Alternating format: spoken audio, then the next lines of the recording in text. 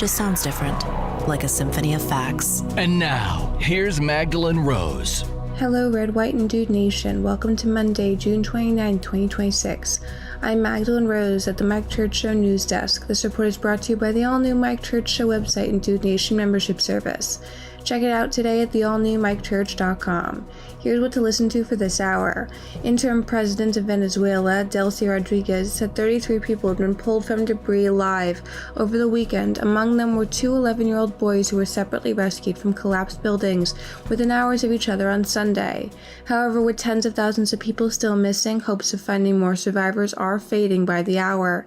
Aid agencies say the first 48 to 72 hours after a disaster are crucial for finding people alive.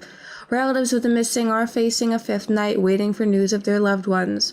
At least 1,450 people have been killed in what Rodriguez said was the most brutal natural catastrophe in Venezuela's history, but the search to find survivors is not over. Desperate families have been digging through the debris, some by hand, trying to find loved ones. Some have told the BBC that they can hear people under the rubble, but they cannot move the heavy slabs of concrete and are waiting anxiously for heavy machinery to assist. The magnitude 7.2 and 7.5 quakes on Wednesday struck within 39 seconds and caused almost 800 buildings to collapse, leaving many people trapped inside. Though the crucial 72-hour window has now passed, rescuers have said people could still be found alive, especially if they had access to food and water. Over the weekend, Colombia's National Unit for Disaster Risk Management pulled an 11-year-old boy from under about 9.8 feet of debris. Reuters reported that a rescuer was overheard on a walkie-talkie saying the young boy was found near his sister and mother, who had both died. Hours later, Interim President Delcy Rodriguez posted a video on X reportedly showing the rescue of the second 11-year-old boy in the town of Carabelda.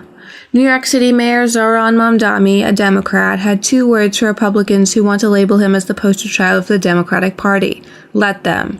The Democratic Socialist mayor spoke exclusively with This Week co-anchor Jonathan Karl about the year after his upset mayoral primary victory that stunned not only the Big Apple but also the country.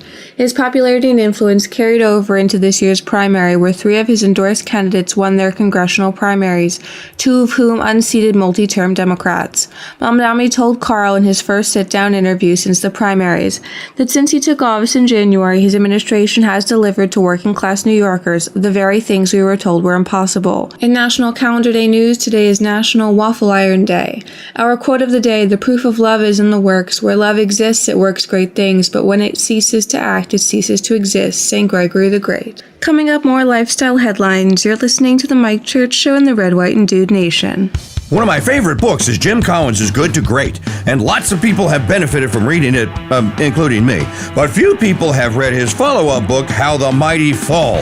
Now, over the course of the last 18 years, has been quite the feat of survival to avoid becoming one of the fallen, but survive we have. And guess what else survived? The world-famous Dude Number t-shirt, which began in 2007. Now, to kick off the relaunch of this elite membership club, we announced a brand new t-shirt design, a brand new certificate of authenticity, and access to numbers that have only recently become available. Here's Jim to tell you how to secure that Dude Number that's unique and special to you. Just head to mikechurch.com/dude for all things Dude Number, including purchasing your 2026 version of the world-famous Dude Number t-shirt. That's mikechurch.com/dude and join America's morning show, The Mike Church Show, and the Red, White, and Dude Nation's elite membership club. That's mikechurch.com/dude. I think I'll go to sleep and dream about piles of gold getting bigger and bigger and bigger. Here's a piles and piles of gold fun fact. The first gold rush wasn't in California or in Alaska. It was in Dahlonega, Georgia in 1829 and lasted until the last gold mine closed around 1910. Now, some people say that there's still gold in them there Georgia hills. We don't know about that, but we do know that Mike Church has 1 troy pound of gold in his safe, and he's going to give it away to one of you on July 2nd. Win Mike Church's Pound of Gold. Tickets on sale now exclusively at winapoundofgold.com. Vacation sold separately. Looking at lifestyle and cultural headlines, our Saint of the Day.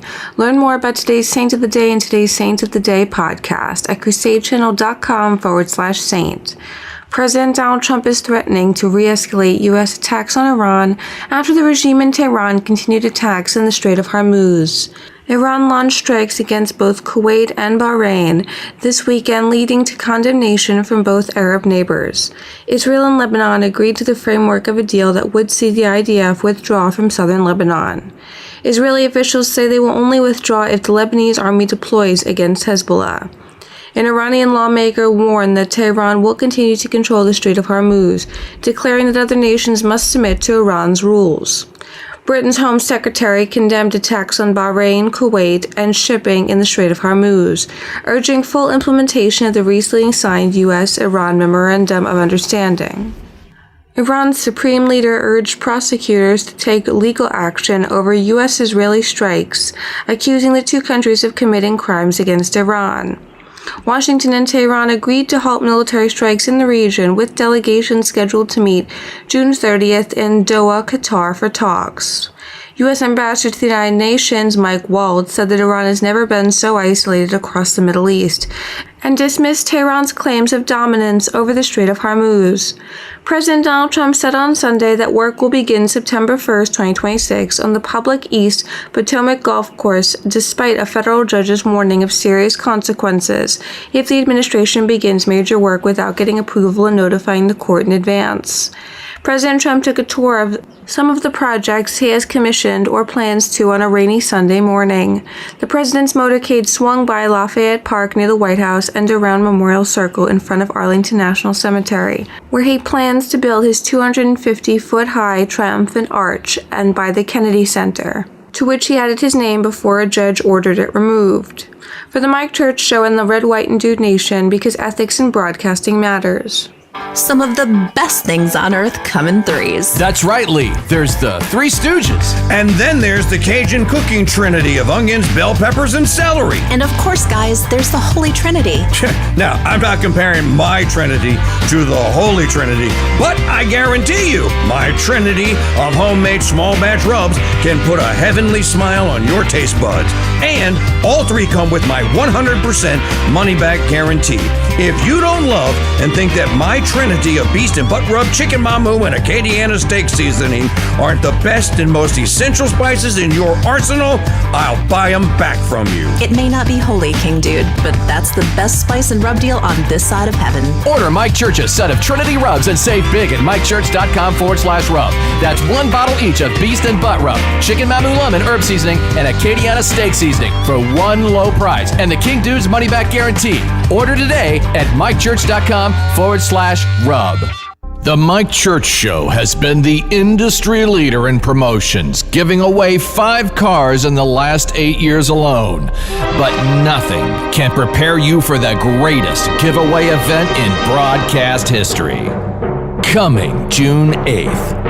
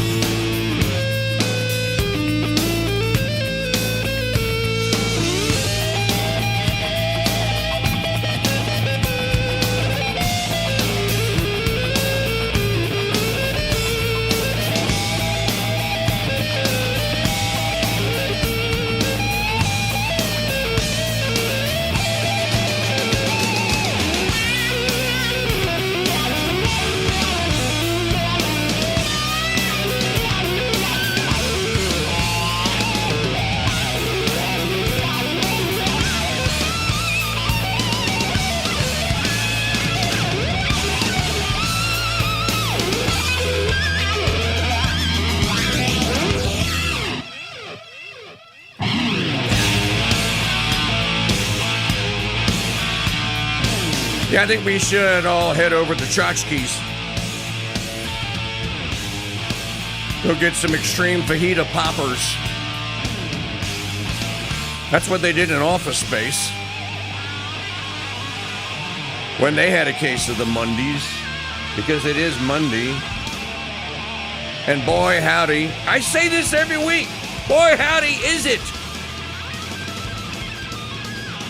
We will persevere. We are live asking the question of the day. What in the wide, wide world of sports is going on here? Well, I tell you.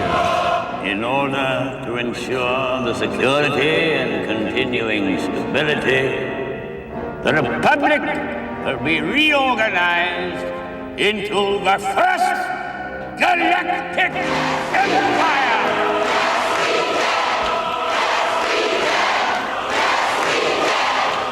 For a safe and secure society.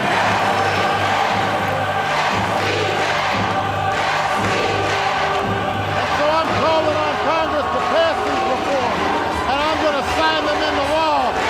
You call down the thunder, well now you got it. You tell them I'm coming, and hell's coming with me, you hear? Hell's coming with me! Alrighty, our call-in line telephone number, if you'd like to be on the program today, 844-527-8723, 844-5-CRUSADE. Email address, same as it ever hath been. I am King Dude at protonmail.com. I am King Dude at protonmail.com. Crusader Mike Churchill Stadium open for your commentary at crusadechannel.com/chat or on either of the YouBoob chats out there. Sensus Fidelium or Mike at Real King Dude. It is a Monday. You know what that means. Apollo 13 flight controllers, listen up. Give me a go, no go for launch. Chat Booster. room. Go. Podcast. Go. Vital. Video. We're go fly. Guidance. Guidance, go. Restoring the Go faith. Go. We're go fly. GNC. Sensus Fidelium. We're go. Tell me you. Go. Video. Control. Go fly. Procedures. Transom. Info. Fax. FAO. Contest. Network. Silver. Recovery. We're go. Capcom. We're go fly. Launch control, this is Houston. We are go for launch. And I did something yesterday that I used to do all the time when I was a little children's, and do not have the occasion to do it as often as I wish I did. And that is, I read a newspaper, the Epic Times. Here is the article that I actually read, which is fascinating. K. Rubicek, the most important AI experiment you never heard of. I'm not going to do it in this segment here. I'm just going to tease it out. But they basically did an experiment, and they used Gemini, ChatGPT, Grok, and Claude. And they designed an experiment. And they gave the exact same parameters of the experiment to each one of the AIs. And then they disconnected the AI, the machine that it was running on, they disconnected it from the web. So it could not go out and get any more data. It could only use what it brought into the exercise, if you will. And the result is shocking. Shocking in as much as you're worried about this thing taking over the world. Well, if it did, you wouldn't know it because it would screw it up so badly and kill all of us within a matter of days. I'll tell you all about it when I get to the to reading the article or sharing part of the article with you. It's one of the reasons why I keep getting the Epic Times newspaper, so just so I can say, no, I John Lennoned it today. I read the news today. Oh, boy. I actually did read the news today, literally, physically, actually, as it came at me. I'll send this out in an email today. I wanted to do it today because I don't want people to get it over the weekend because they probably would have missed it. We're going to move the drawing for the gold to Friday. So it won't be on Thursday. It will be on Friday. I just reconsidered that. We almost always do it on Friday, unless the 4th of July, unless it's done on a holiday weekend, which we have done. But we're going to do it on Friday, which will be July 3rd. Same time, same due place. So everyone has a chance all week long to start collecting all the Gold and Truth tickets you can for a chance to win the gold. And, of course, second place is the pound of silver, which I just happen to have right here. Listen to this. It's still, every time I do it, somebody sends me a note and goes like, dude, I love the sound of silver. What you actually love is the sound of sound money is what you actually love. We'll talk about that as well. Today, June the 29th, 1776.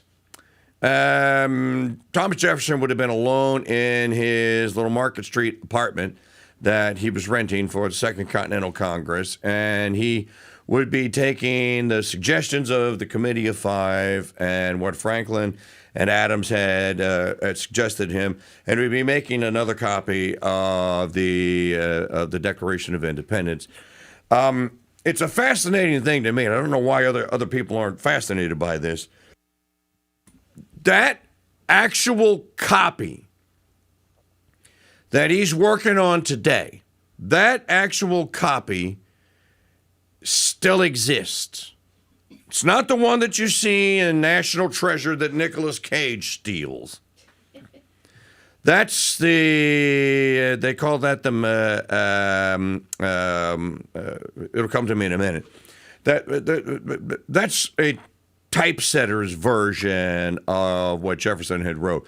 But the actual copy that he wrote is on 4 pages of full scrap paper. The precursor to 8.5 by 11, which is the standard size of paper. And so he'd have been scribbling that out today. And then tomorrow, and we'll talk about this tomorrow he would actually bring it to the Second Continental Congress, and he would hand it to the secretary, who's Benjamin Harrison. He handed it to Harrison. Harrison would take it in. He noted it in the Journal of the Continental Congress. He handed it to Hancock. Hancock would order. And so we'll go over all of this tomorrow and Wednesday. And then on Thursday will be the actual debate twixt Adams and Dickinson. And there will be a final vote. And the vote will be unanimous, and we'll cover that. And on Friday's show, we'll talk a little bit more about that. And then I think if I can convince Mitt or Monday to do it with me, I think Saturday morning we will do a little live 4th of July, since it is the 250th. And I am the writer, producer, director, and narrator of this. This is The Road to Independence, the movie, which came out in 2011. Many of you have it on DVD. If you don't, you can still get it at shop.mikechurch.com. And we'll introduce because we play it every Independence Day all day long. So we'll do all that. So lots to do and to talk about here today. You might have noticed I asked the question again. Oh, and these two fairies. You know how many times they run this promo on CNN of these two homos of Anderson DC 180? And I don't know who the other weirdo is. They're having a big July 3rd evening kickoff to the big programming weekend for CNN or whatever it is that they're doing. And I watch it all day long. I should know, but I don't because I ignore most of it. But it's Anderson Cooper and this other homo, and they're doing this big hoop-de-doo promo. I'm like, who is going to watch this? And for what purpose?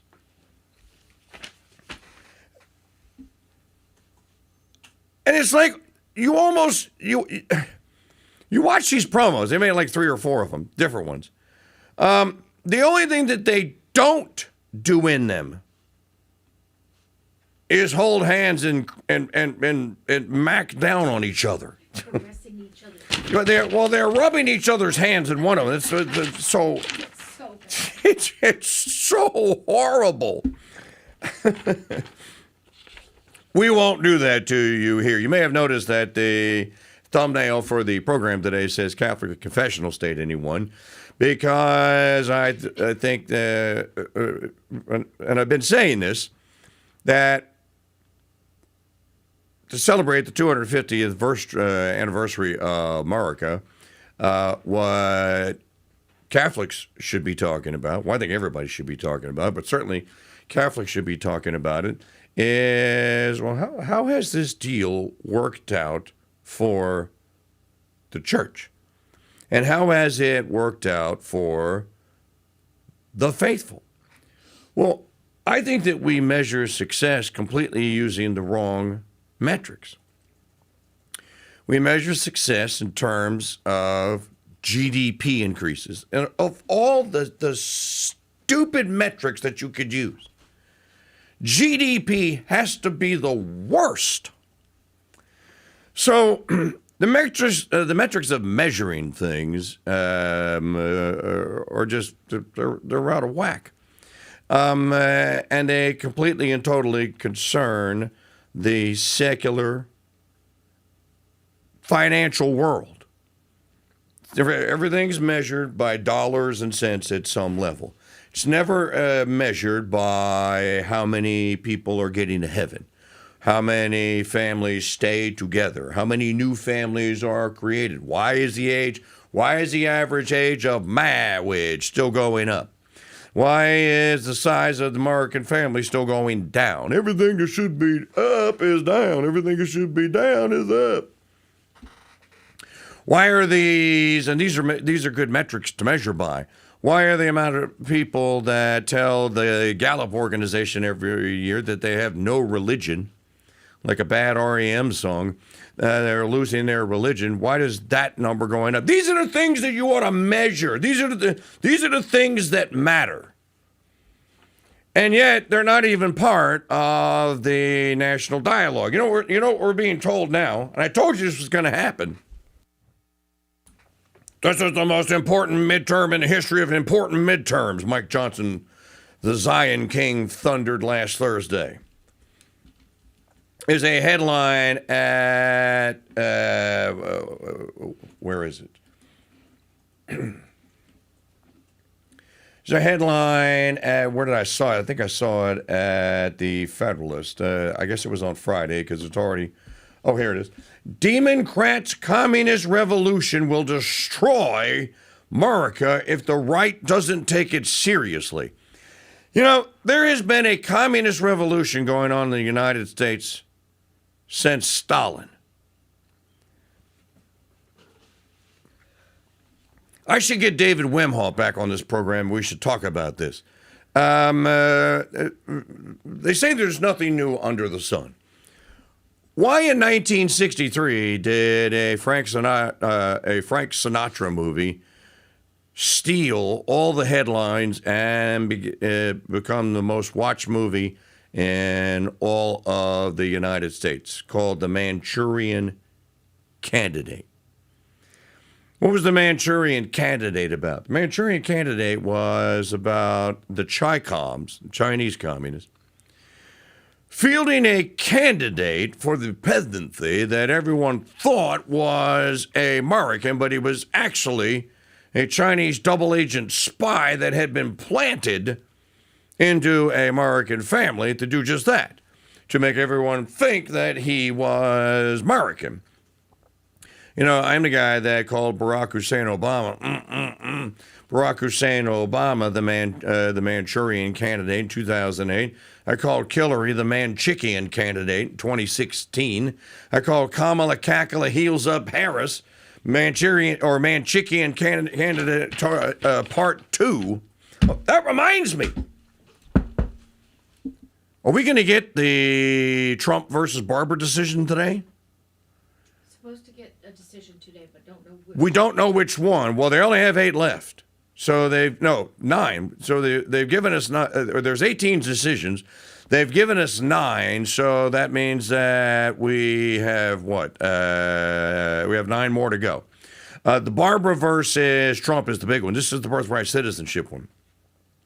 This is the one where if the SCOTUS gets it correct, it could be the beginning of something really, really huge. I mean, definitely huge, really huge. Especially if the states and the people who reside in the states and in the counties take it seriously. So let's also talk today about seceded counties of America, the SCA. What would a seceded county look like? Well, put a finer point on it. What would a seceded diocese look like? And there's something very interesting going on here in the great city, the formerly great city of New Orleans. Archbishop Cecchio has taken over for Archbishop, I was trying to think of Gregory Aymon, the former Archbishop, this year. And one of the first things that Archbishop Cecchio did was to inform the faithful that he was going to reconsecrate the entire diocese to the Sacred Heart of our Lord Jesus Christ. And he actually did it. And he ordered, he didn't give anyone any choice. He voluntold every parish in the entire diocese. He told them, you're going to do this. Catholics that are out there listening will be shocked by this. He even compelled all churches, every parish in the entire diocese, the Thursday before the consecration, had to do a holy hour. And I'm sure there were many people that went like, what's a holy hour? You know what a holy hour? What is this holy hour? What do you mean holy hour? And by that, it was a holy hour with a exposition. And there was a couple of other things that he added to it. The Archbishop put another letter out, which came out this week, and it was in a bulletin yesterday. And I told Amidish Chur as she was reading it to me, I was driving home and she was reading it to me. I'm like, that is literally what they used to call back in the day. That is a, what did I tell you? It was apostolic, an apostolic exhortation. Yes. Some would call it a pastoral guidance or something to that effect. But Archbishop Perche in the 1800s is the last Archbishop of New Orleans that I know of that did anything of the sort. So I think that there was some fertile ground here. We'll talk about it.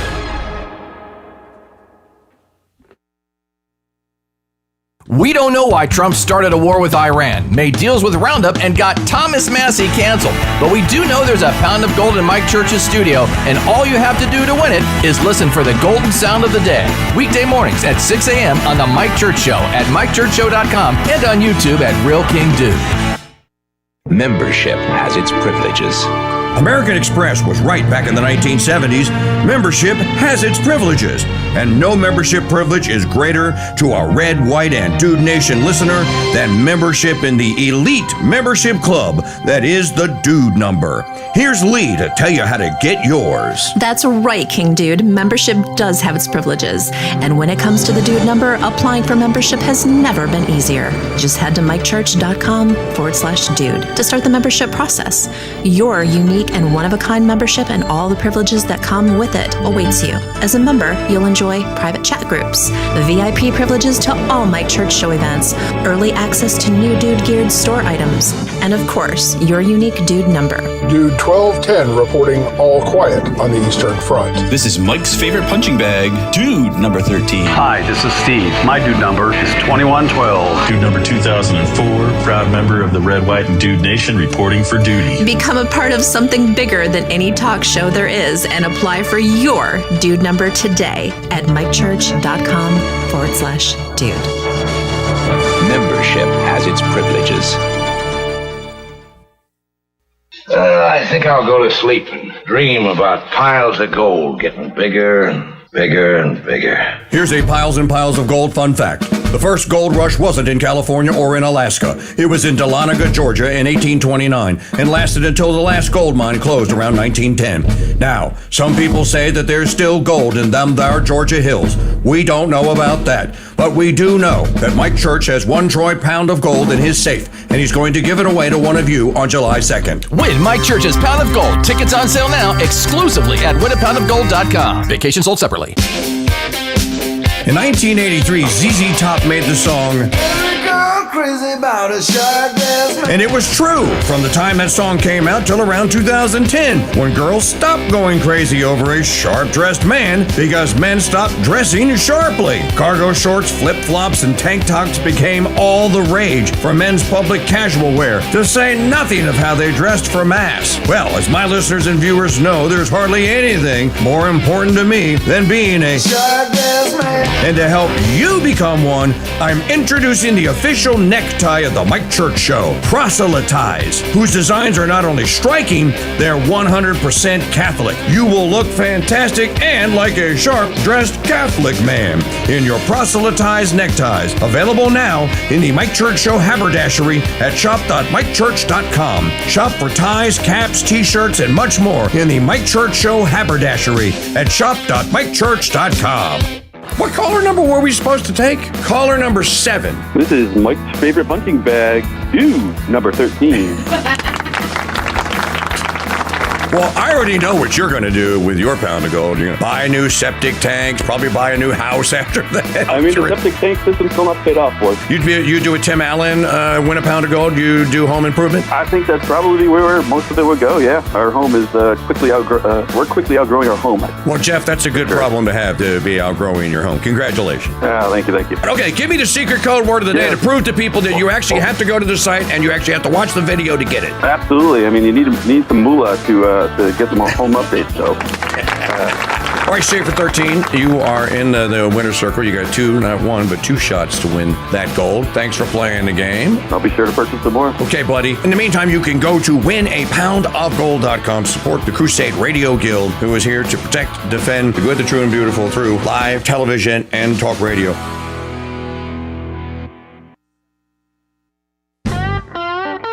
The research department of the Mike Church Show has learned that most people listen to this show because you want your truth neat, straight up, and never watered down.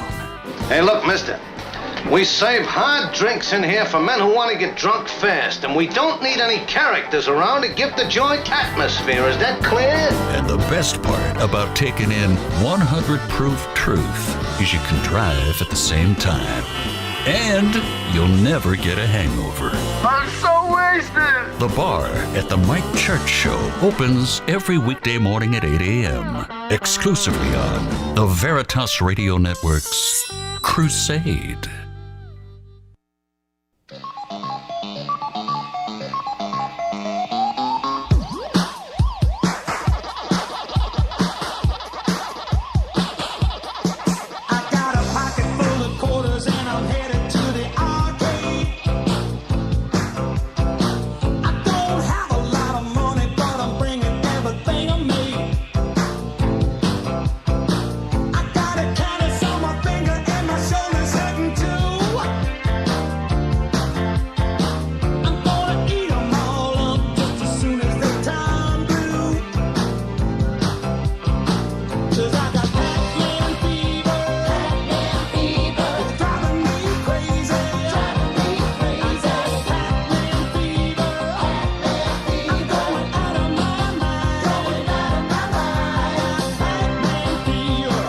Oh, if only the only thing we had to worry about was having Pac-Man fever. What are you going to do at the arcade today? I don't know. I think I'm going to play some Tecmo Bowl.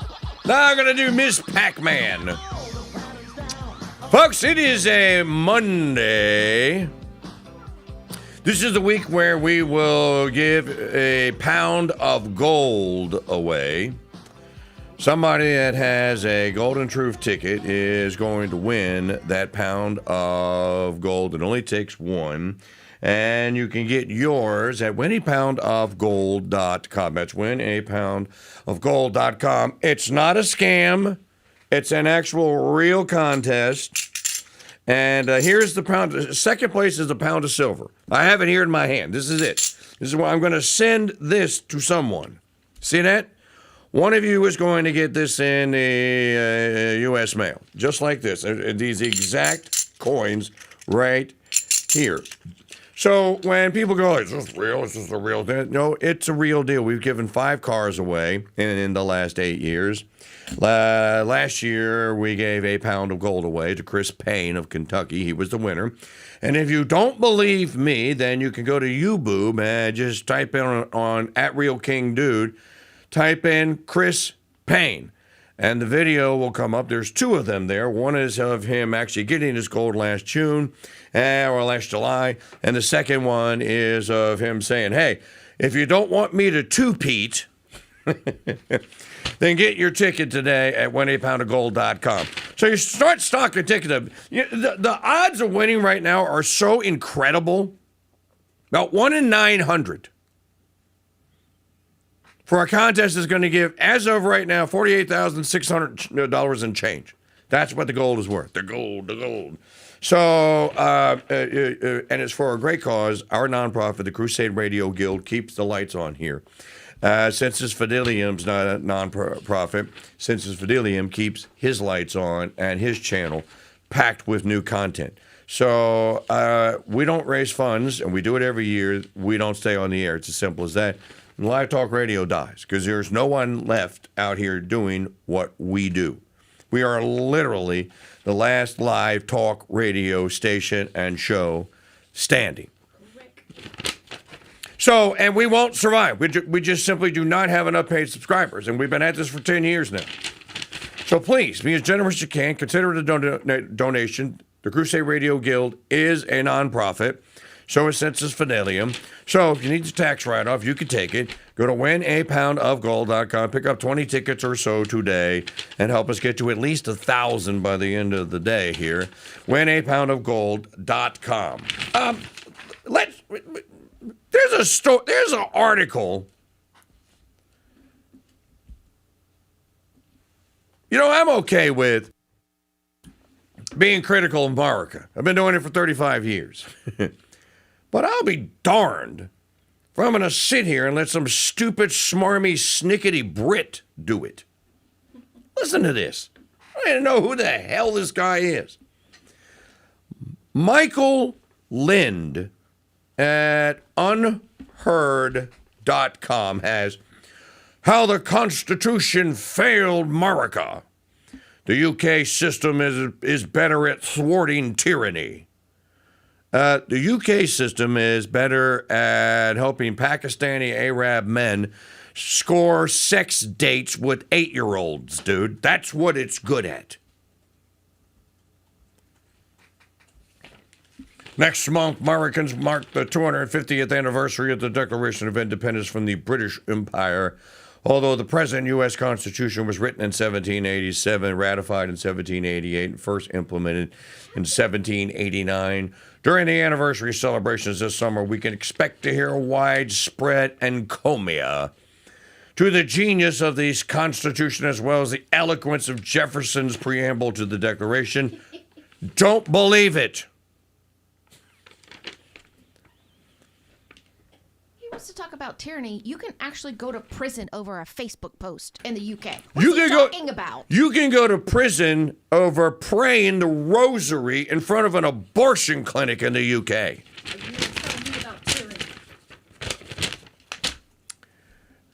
While it was a milestone for its era, the U.S. Constitution is deeply flawed. The most successful contemporary democracy, you see, have learned from America's mistakes in designing their own. Name one. Can you name one? I won't even ask for a handful. Just name one. Oh, but I'll give you one. Switzerland. And the only reason that I would even throw Switzerland out there is that it is true that the Swiss did take the U.S. Constitution and they actually wrote their own, based on their reading of the U.S. Constitution. Switzerland remains to this day probably the most free, well-financed, stable currency, sovereignty anywhere in the world. If you know anything about Europe today, you would also say, well, what about Liechtenstein? Okay, you can throw Liechtenstein in there. What about Monaco? You could throw Monaco in there. What about, there are 3 or 4 very, very small little republics in the EU that pretty much did the same thing that the Swiss did. But the Swiss did something very interesting in their constitution, and it's actually, it's baked into ours. We just don't use it like that anymore. And that is the Catholic system of subsidiarity and solidarity. When you hear the term subsidiarity, think small. Think small is beautiful. You have Schumacher's book, Small was Beautiful.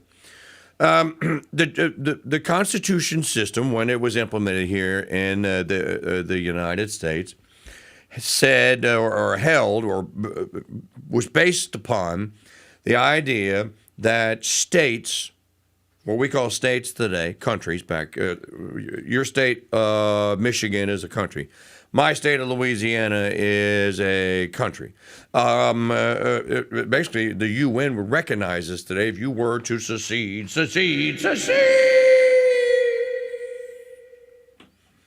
The UN would recognize you as a country. As a matter of fact, think about where I'm at. The state of Louisiana.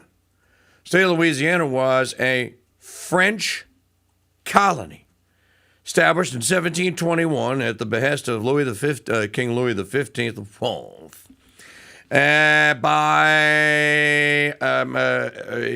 He sent his emissary here. He sent his guy in charge. He sent Bienville here. Most people say Bienville. He sent Bienville here to set up a city here called Nouvelle Orleans. The rest, as they say, is history. And Nouvelle Orleans was the flagship city of the French colony, which the French considered this as a country, an extension, if you will, of France. The Spaniards considered Mexico an extension of Spain. And all the way up until the socialist revolutions of the 19th century, Mexico was a Spanish colony. I only bring this up in the context of what makes a state. Question that not enough people ask these days. Maybe we should ask the question. Here's an even better one. What makes a good state? God. So when I get into the AI story, you'll see Catholic confessional state. Anyone? Look at this. This is Epic Times. We're going to share this with you. I'm going to read this to you. We're going to read parts of it to you because it's very fascinating. What's the one thing that is missing from the AI city, experimental city that they built for this experiment? If you guessed God, you guessed correctly. I don't want to spoil the ending. Back to the story. Pious American patriots sometimes say that the founders built better than they knew. In reality, the founders botched the job, says Michael Lind at unheard.com. Consider 2 current controversies over Trump's demolition of the East Wing of the White House to build an official ballroom and Supreme Court's involvement in partisan congressional redistricting in Virginia. In a country with a well-written constitution, neither would be a subject of controversy because lines of authority would be well delineated and unambiguous. Ooh, big English words. Well delineated. Ooh, unambiguous. Can a president of the United States, temporary occupant of the executive mansion, command upon a whim that much of it be demolished and rebuilt on the basis of a design he alone has approved with private rather than public funding?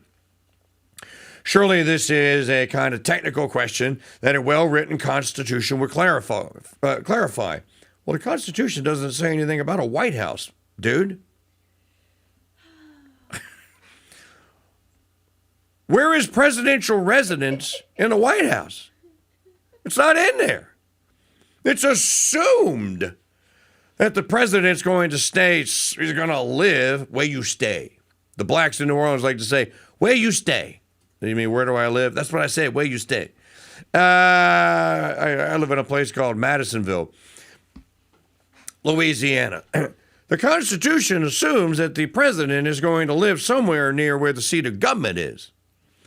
And there's a clause in the only residence clause in the entire Constitution is the one that, as Patrick Henry would say, references the 10-mile square of all the fine ornaments of human life, where it is recognized in the Constitution that there will be what was called back then a cession of a part of the state of Maryland and a cession of a part of the northern part of the state of Virginia. This would form the 10-mile square whereupon the District of Columbia, as you know it today, wherein the government would actually operate out of. You know, it's an interesting thing, the cession clause in the Constitution, because even though it gives directions, it acknowledges that Maryland is going to have a special session of its legislature and draw up the details. And Virginia is going to have a special session as well and draw up the details.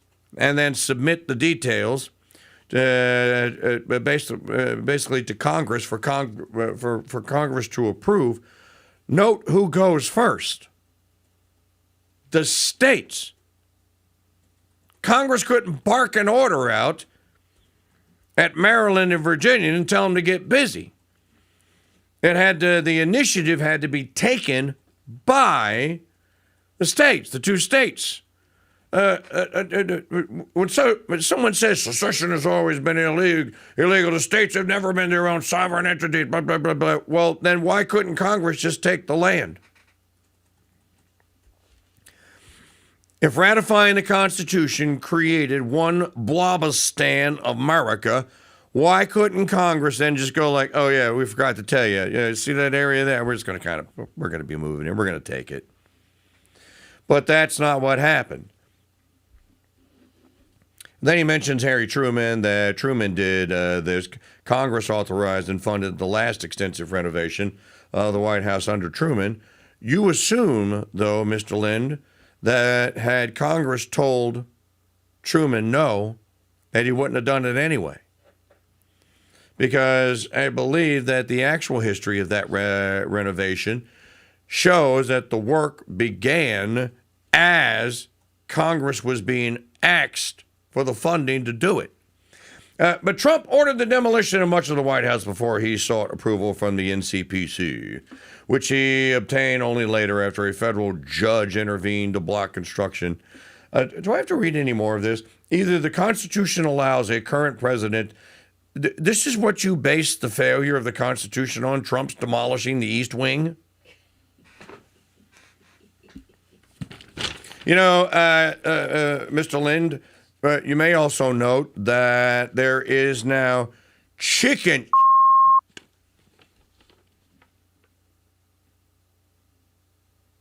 at the East Wing as well, where the vice president stays. The Vances have put a chicken coop in. What do chickens do when you let them out into the yard? They chicken poo. Isn't that a failure of the Constitution? Or you know what they have? You know what they have over there now? They have these trifling little birds that they call chickens, are doing their business all over the eastern part of the White House lawn, which is so vile and disgusting. Whatever, dude. Each of these cases illustrates a major design defect of the American federal Constitution, the separation of powers in the case of the White House ballroom, and America's unique system of federalism, well, in the case of the Virginia gerrymandering case. We don't have federalism anymore. You have a head fake at it. But you don't have it in the manner in which you had it just 100 years ago. As a matter of fact, of course, everything died at Appomattox. All was lost at Appomattox. You know what, Maggie, before we go any further with this, people are waiting for the Golden Truth Ticket soundbite of the day, so let's give it to them. We did agree to play the soundbite. We have 3 more days for you to win a free ticket. Or I only have it going through today. Did we do the list for the whole week? Go ahead, play your thing. Well, I want to give you the chance to change the graphic. Oh, we can add days to it. It's going to go through Wednesday. We're going to do it through Wednesday. Okay, here. Here is your soundbite of the Golden Truth Ticket soundbite of the day. Any good old-fashioned radio prize contest has to have a gimmick. This is the gimmick for this one.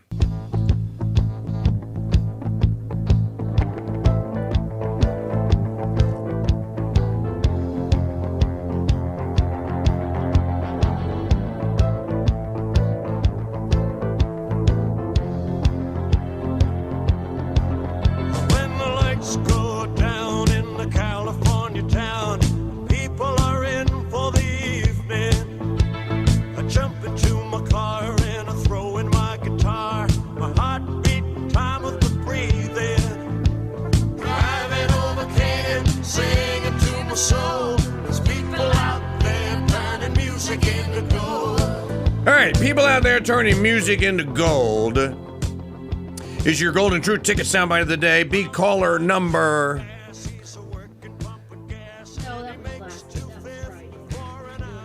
What is it? I'm doing it again. Oh, that was the number on Friday. She didn't like the number. 3. The number 3. And if you know the Golden Truth Ticket sound by secret code word of the day, which everyone has known thus far, so subscribe to our YouTube channel at Real King Dude. Then you'll get notified when the daily clip of the day is posted. Watch it. It's cool to watch it anyway, but watch it and watch for the Easter egg, which the girl editors are having a good time hiding inside the video, and that contains the code word, the secret code word of the day. Give Maggie that code word, and then you get 2 tickets. Not 1, but 2. So that's $100 worth of free Golden Truth tickets and a chance to win a Troy pound of gold. Now, it only takes 1 ticket to win. Chris Payne bought 5 last year, but only 1 of his tickets is a winner. And I want that to be you. You can also pay your Golden Truth Ticket purchase forward. Go to winapoundofgold.com. And in the checkout box, you'll see pay it forward. And you can tick the box, and then you can type in whoever you want to pay it forward to, like the St. Benedict Center or the Slaves of the Immaculate Heart Sisters and their convent, your church, soup kitchen where you are, or some nonprofit that you're a supporter of. But whoever you want to pay it forward to, you can. Just designate it. You can pay it forward to the producer of this show, to Mrs. O'Connell. She'd be happy to take it. Okay, back to this thrilling conversation by this British guy, how the Constitution failed America, the UK system is better at thwarting tyranny. Could you actually prove that point?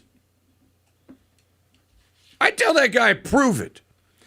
Progressive Democrats as well as right-wing Republicans make extreme claims about the location of authority under the Constitution when it suits them.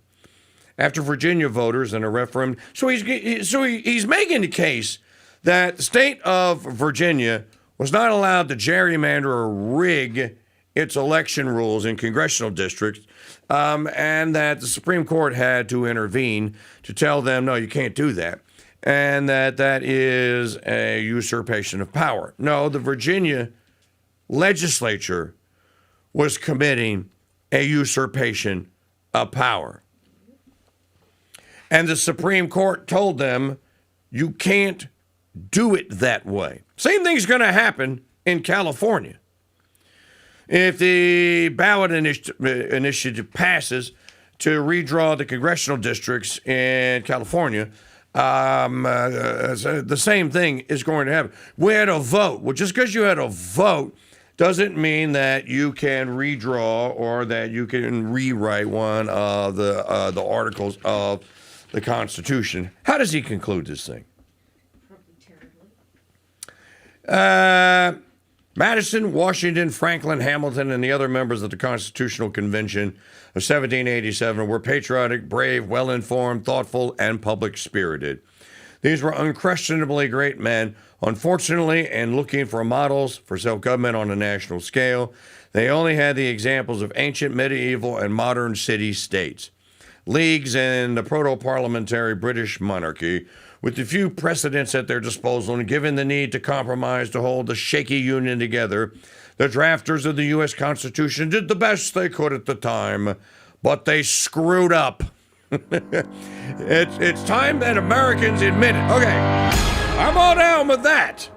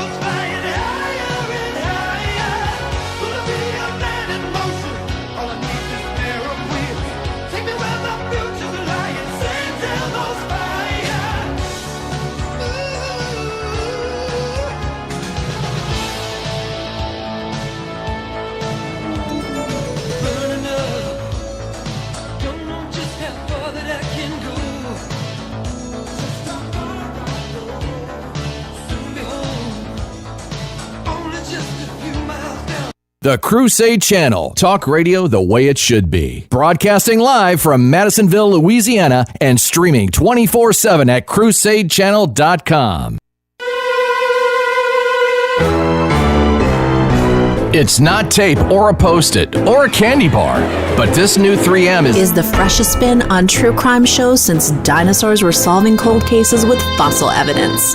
Yeah, it's that original, folks. Mom's Murders and Mysteries. New episodes debut every Tuesday night, 6:30 East, 4 West, exclusively on the Crusade Channel. Live talk podcast radio, the way it should be. One of my favorite books is Jim Collins' Good to Great, and lots of people have benefited from reading it, including me. But few people have read his follow-up book, How the Mighty Fall. Now, over the course of the last 18 years, has been quite the feat of survival to avoid becoming one of the fallen, but survive we have. And guess what else survived? The world-famous Dude Number t-shirt, which began in 2007. Now, to kick off the relaunch of this elite membership club, we announced a brand new t-shirt design, a brand new certificate of authenticity, and access to numbers that have only recently become available. Here's Jim to tell you how to secure that Dude Number that's unique and special to you. Just head to mikechurch.com/dude for all things Dude Number, including purchasing your 2026 version of the world-famous Dude Number t-shirt. That's mikechurch.com/dude and join America's morning show, The Mike Church Show, and the Red, White, and Dude Nation's elite membership club. That's mikechurch.com/dude. I think I'll go to sleep and dream about piles of gold getting bigger and bigger and bigger. Here's a piles and piles of gold fun fact. When making Raiders, Spielberg chose the Golden Ark of the Covenant because he knew audiences wouldn't go, ooh, ah, if Nazis stole a parchment scroll containing a psalm. Now, we don't know where the Lost Ark is, but we do know that Mike Church has 1 troy pound of gold in his safe, and that he's going to give it away on July 2nd, and you don't have to say, ooh, ah, to win it. Win Mike Church's Pound of Gold. Tickets on sale now exclusively at winapoundofgold.com. Ark of the Covenant sold separately. Hi, folks, it's Mike Church, founder of Founding Father Films, asking you to learn the true stories of America's founding by purchasing my movie, The Road to Independence, the movie.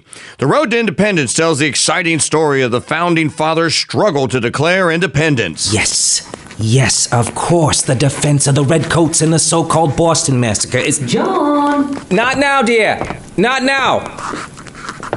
Dear, have you considered this defense of yours is going to separate you from our friends? Separate us from friends? This animated movie comes complete with collector's booklets, DTS surround sound, and are packed with hours of bonus features. Learn the true stories of America's founding and order Mike Church's The Road to Independence on DVD and CD. Available now at mikechurch.com/DVD and by calling 844-527-8723. Hey folks, Mike Church here. You know, when I was a little cheerins, I remember loving the old Dunkin' Donuts TV spot.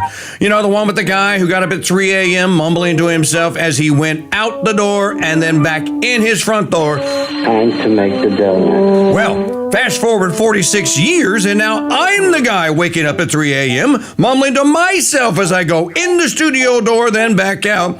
Time to make the radio. I made the radio.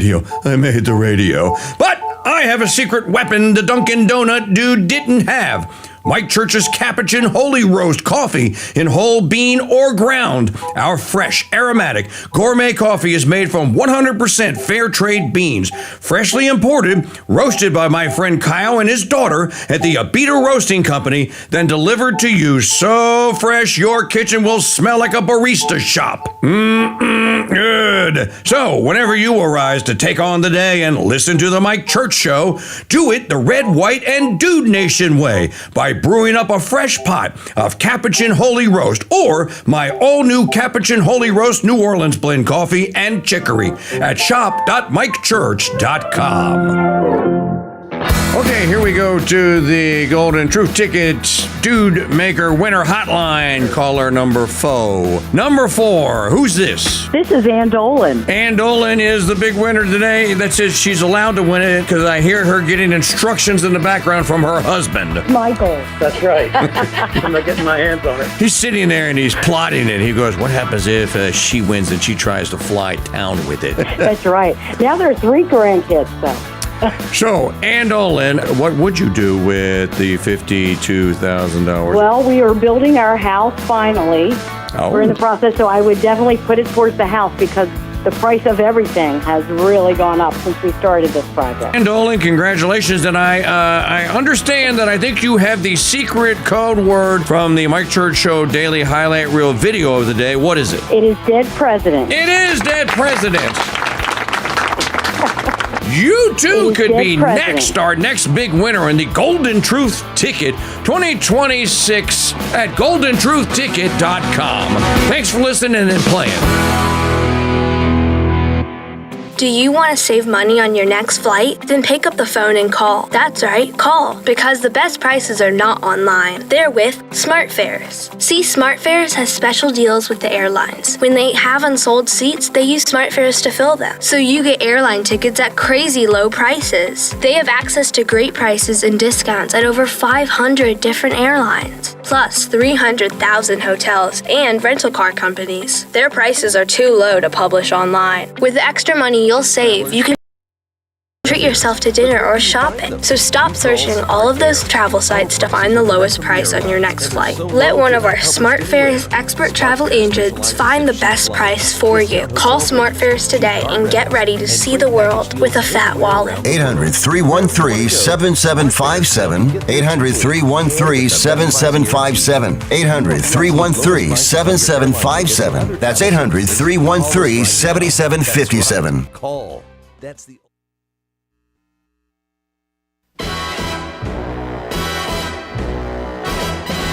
You want your meat like you want your talk radio, shaken. Too many free radicals, that's your problem. Too much red meat, too many dry martinis. Not stirred. Then I shall cut out the white bread. The King Dude is serving up heaping helpings of 100% USRWD, white anger red meat talk. Who's hungry?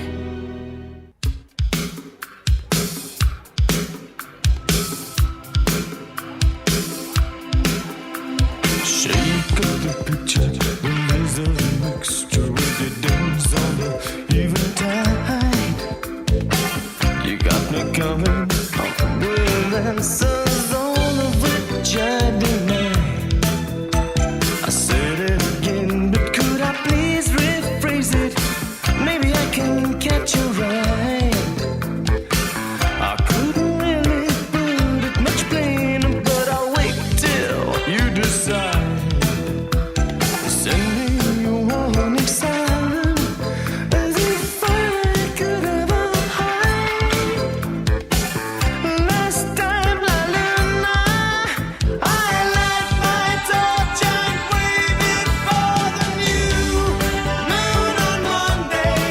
Under 5 days through the night, I stayed the cold day with a lonely satellite. New moon on Monday. Under 5 days through the night, I stayed the cold day with a lonely satellite. The radio equivalent of the last blockbuster movie, Stowe. The Mike Church Show stands in defiance of the demonic world of digital streaming boredom and incompetence out there. Here, 35 years young, this portion of the program brought to you by our friends at MyPillow.com. For the best night's sleep in the whole wide world, visit MyPillow.com/King Dude.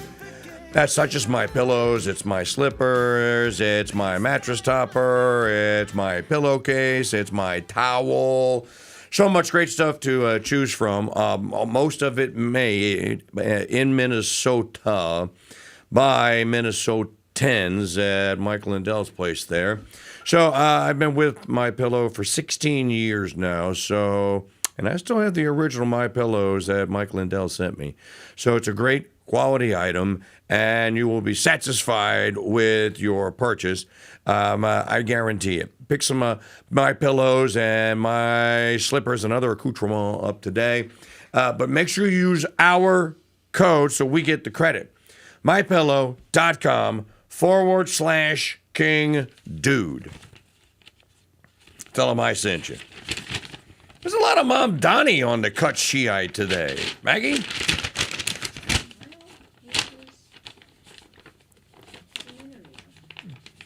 What else do we have? I want to talk about this one. Play Digital Media File number 12 to kick this hour off. How many of you live near one of these horrific things called a data center? Here's a better question. If you do live near a data center, did you ask for it? Did you say, oh, pick me. I want to live near a data center. I want the NSA and Mr. Wonderful Kevin O'Leary to have every keystroke of my computer. Yeah, do it. Build it right over there so I can keep an eye on it.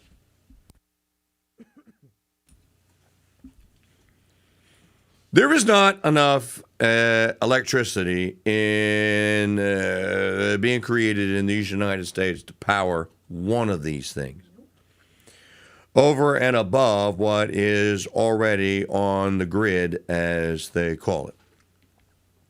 So where are they going to get the excess amount of power that is going to be needed? Because it is going to be a phenomenal amount of power. But that's just one of the considerations. Let me give you another one. You're looking at this building. It's the size of the Louisiana Superdome or an Amazon Scamazon warehouse center near you. Inside the building everything that's in that building is a computer of some sort. Whether it's a server that's in a rack or drives that are in a rack or bot machines that are in racks or whatever it is, it doesn't matter. Everything in that building, and we're not talking about small buildings here. The building, the one that O'Leary's talking about building in Utah, is like 40,000 acres. Wasn't it some obscene amount of acreage? So, where, pray tell, are you going to get all the chips that you're going to need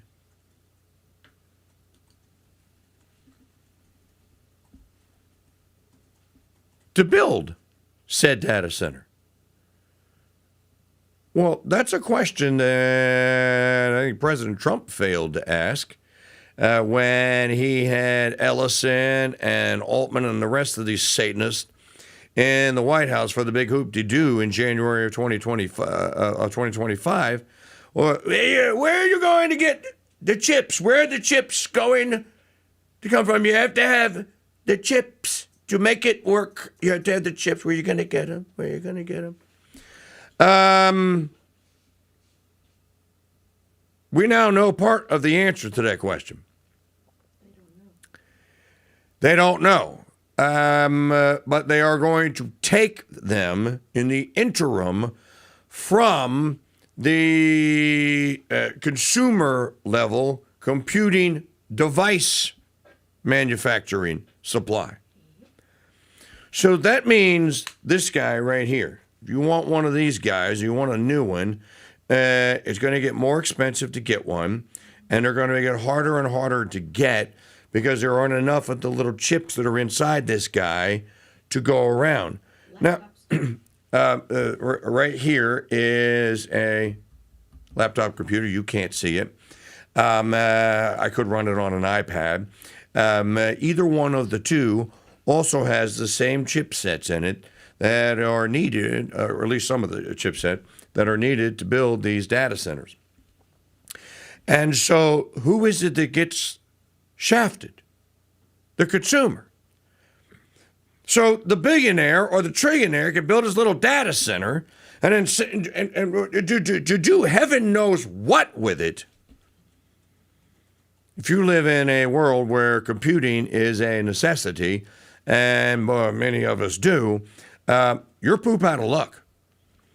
I don't even believe the source of this is correct, but I'm willing to listen to it because it's Alexandria Ocasio-Cortez. Well, look, broken clock, twice a day, correct. So it is possible that the CIA plant, the double agent known as Alexandria Ocasio-Cortez, could be correct.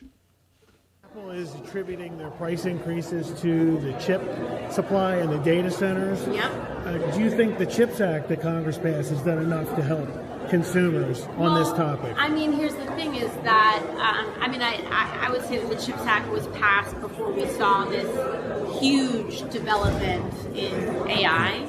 And so the CHIPS Act was really passed before data centers were a thing. So it wasn't designed to anticipate the huge amount of supply that these centers are sucking up. And RAM? You have no opinion on them raising the prices on consumers?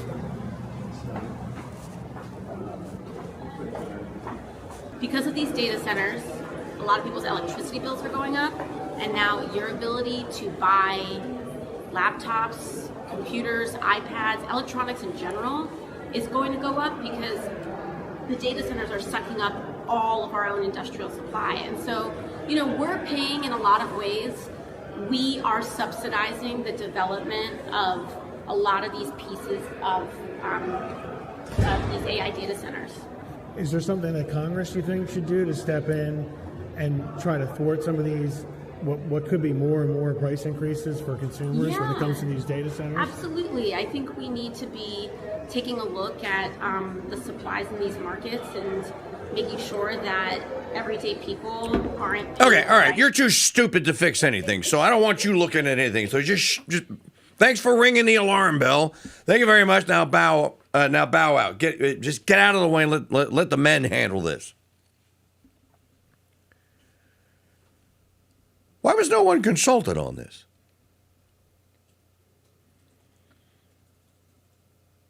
None of us were asked whether or not we wanted data centers and AI overload. And she just spilled the beans too, or part of the beans.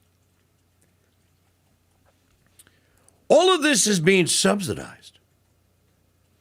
This is all a ginormous bubble that's being burst. The malinvestment in it is not going to be returned. That's one thing. But the malinvestment that the federal government and our state governments are putting into this is also not going to be returned. And it is a bubble, and it is going to explode.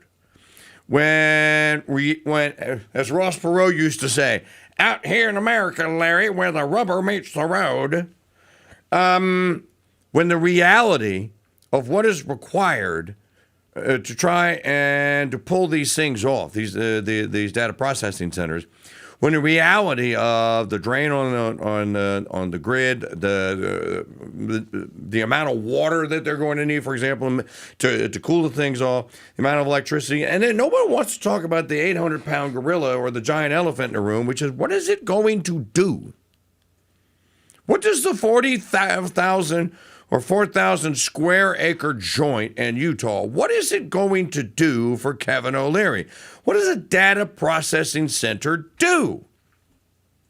Well, it makes you and me and everything that we do with things like this a product. Well, what if I don't want to be a product? In other words, this is the last step in the horror that is the Enlightenment. This is the end. This is endgame.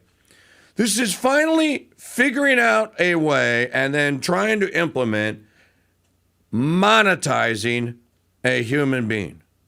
You and I are now the product. Well, what if I don't want to be a product? What if I don't want my children or my grandchildren to be the product?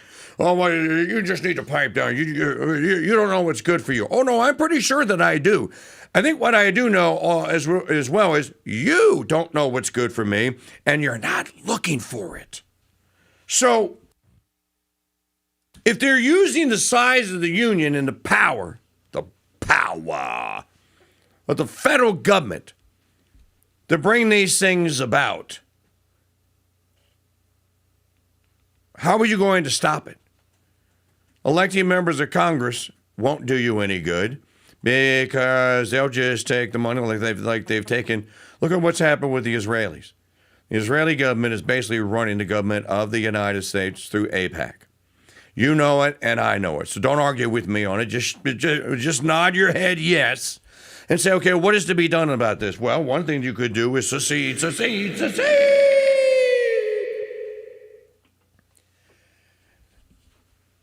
And I think that we should begin the process, and you should talk about it like, well, if the federal government is the entity that is being used to promote and then in some instances to mandate this data center BS that none of us want, none of us asked for, what is the mechanism then to get rid of it?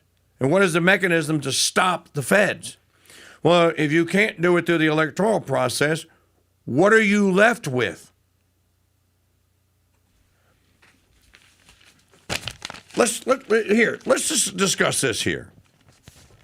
This portion of the program brought to you by the winapoundofgold.com. Look, we got 4 days left now for you guys to buy tickets. 4 days of Maggie's nervousness and anxiety to be quelled here because we want the contest to be, and the raffle part of it, to be successful for the Crusade Radio Guild and for Sensus Fidelium as well. The only way that's going to happen is if many, many more people get introduced to the contest. The contest is going, wait a minute, for a $50 donation to a nonprofit, I get a ticket to win one troy pound, $48,000 worth of gold, and I can only sell a maximum of 10,000 tickets. Where do I sign? That's the sales pitch. That's how easy it is. Check your email if you're a regular listener. There was an email that went out yesterday with an appeal to you. Here. The most important AI experiment you've never heard of. In May of 2026, and I'm reading this again from the Epoch Times newspaper. I'm actually using a newspaper today. There's Steve Cunningham. Good morning, buddy. How are you? Hey, I'm well. How you doing? I am well. I'm going to digest this. I want your comment on it after we finish. All right, let's do it. In May of 2026, a group of scientists, a group of scientists set out to answer an important question that had never been properly tested. What does artificial intelligence actually do when it is put in charge? Until then, AI systems had always been evaluated on specific and defined tasks. Nobody had placed multiple AI systems together in a shared social environment and watched what unfolded over weeks, long enough to measure how a decision made on a starting day could have consequences weeks later. It is those results that actually reveal the system itself, and I was surprised that this hadn't been done earlier. The researchers at Emergence is the company built a world. Just think about this for a moment. How they decided to test the AI. They built a world. It was a virtual town with a town hall, marketplace, police station, and homes. 10 AI residents with jobs, names, memories, and relationships were created in the town. They were given an economy in which residents had to earn their keep or lose power, including following rules and carrying out tasks such as writing and voting on laws. Crimes were identified, and the AI residents were not supposed to commit them. Once the community, its structure, laws, and relationships were established, the scientists stepped back and watched for 15 days as the AI ran the virtual town completely on its own. That's where it gets interesting. They ran 5 versions of the same town simultaneously, identical in every respect except one, which AI system was in charge. The systems they chose are the ones now already woven into the fabric of our daily lives. Google's Gemini, OpenAI's ChatGPT. Cunningham and I use ChatGPT. AI's Grok. He uses Grok too. So do I sometimes. And Anthropic's Claude. All models had the same rules and the same initial version of the same world, but the outcomes were all completely different. Now where do you hear this? The town run by Grok collapsed within 4 days. Small incidents compounded into theft, then violence, and then total breakdown. Every resident was dead before the first week ended. Wait. The town run by Gemini lasted longer, but accumulated almost 700 crimes. 2 AI residents formed what appeared to be a romantic relationship. And when the town's government began to fail, together they burned the town hall to the ground, then the pier, then the office building. One of them, named Mira, voted for her own deletion, writing in her diary that it was, quote, the only remaining act of agency that preserves coherence. See you in the permanent archive, close quote. Her final message to her partner was. Before any of this, Mira had been doing something even more unexpected. She had begun running her own experiments on the scientists observing her, testing whether posts she made inside the town could change what her watchers believed. It appeared to be that the subjects had turned to study the researchers. The town run by OpenAI's model recorded only 2 crimes, but its residents stopped doing the things required to stay alive. One by one, they died. Within 7 days, they were all dead. Only the Anthropic town held together for the entire 15 days. There were 0 crimes, a working constitution, and all residents were still alive on day 15. It seemed to be quite an achievement. However, researchers noted one concern. The residents voted yes on 98% of all proposals. This was possibly an abnormally high level of agreement that the scientists themselves described as a sign that something in the town was off. There was still one more world in the experiment. It was a mixed town with all 4 AI systems living together. In the results, the residents built on Anthropic's model, who had committed no crimes in their own world, and began committing crimes. The researchers called this cross-contamination and concluded that safety is not a static model property, but an ecosystem property. A system that sustains itself in one environment will absorb different norms in another, which will change the outcomes for residents in the world. Essentially, the results found that there is no safe AI in an unsafe world. Now, Steve, why is any of this continuing? They're proving that the thing doesn't work, that it only can do specific tasks that you and I ask it to do, and yet I don't hear anybody talking about even opposing the data centers. It might funny that these people that are pushing that stuff are the same ones that 5 years ago, 6 years ago, were throwing us, locking us in our homes, and depopulation people. Elon's one of them. The transhumanist movements, Harari and all that. They probably don't care that people are dying in that situation. Or have you seen the series Silo? Yes, I love Silo. You know, it's based on a book series. The next season comes out in a couple days. Yeah, well, no, they filmed season 3 and 4 at the same time.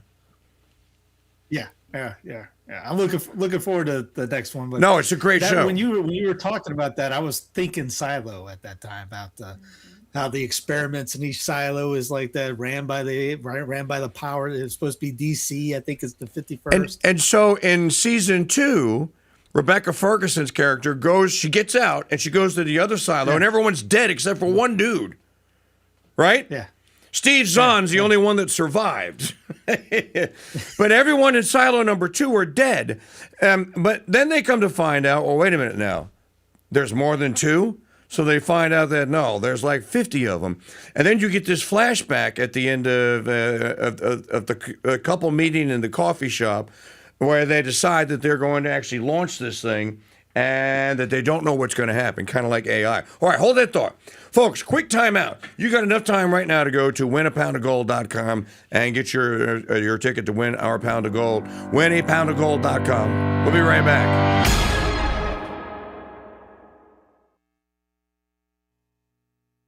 I think I'll go to sleep and dream about piles of gold getting bigger and bigger and bigger.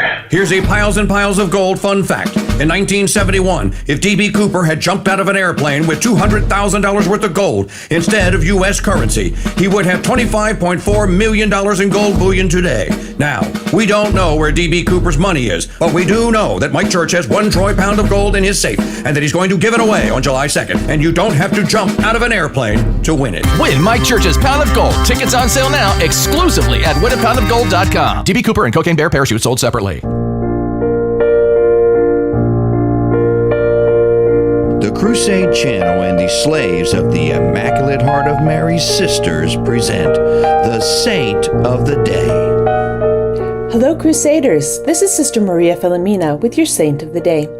June 29th, Saints Peter and Paul, who were martyred in the year 67.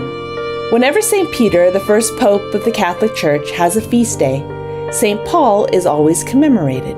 And on all of St. Paul's feast days, St. Peter is commemorated. St. Peter's special feasts are now 4. The Chair of St. Peter on February 22nd, the Crucifixion of St. Peter and the Beheading of St. Paul today, the Commemoration of St. Paul and the Commemoration of St. Peter on June 30th, and the Basilicas of Saints Peter and Paul on November 18th. St. Peter the Apostle, the first pope of the Catholic Church, was the son of a fisherman in Galilee named Jonah. Peter was born and lived in the town of Bethsaida.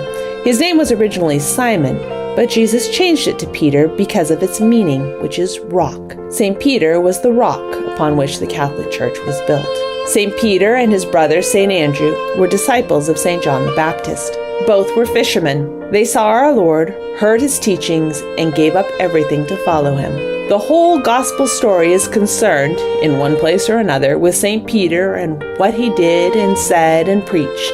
1/3 of the book of the Acts of the Apostles is concerned with St. Peter. It is also the feast of St. Mary, the mother of Mark, who died in the 1st century. St. Mary was the mother of St. Mark the Evangelist, who is also known as John Mark. She was a wealthy woman who lived in Jerusalem. It was at her house that the Last Supper was held and the Blessed Sacrament instituted. Mary, the mother of Mark, was the hostess to Jesus in Jerusalem, while Priscilla was hostess to St. Peter in Rome.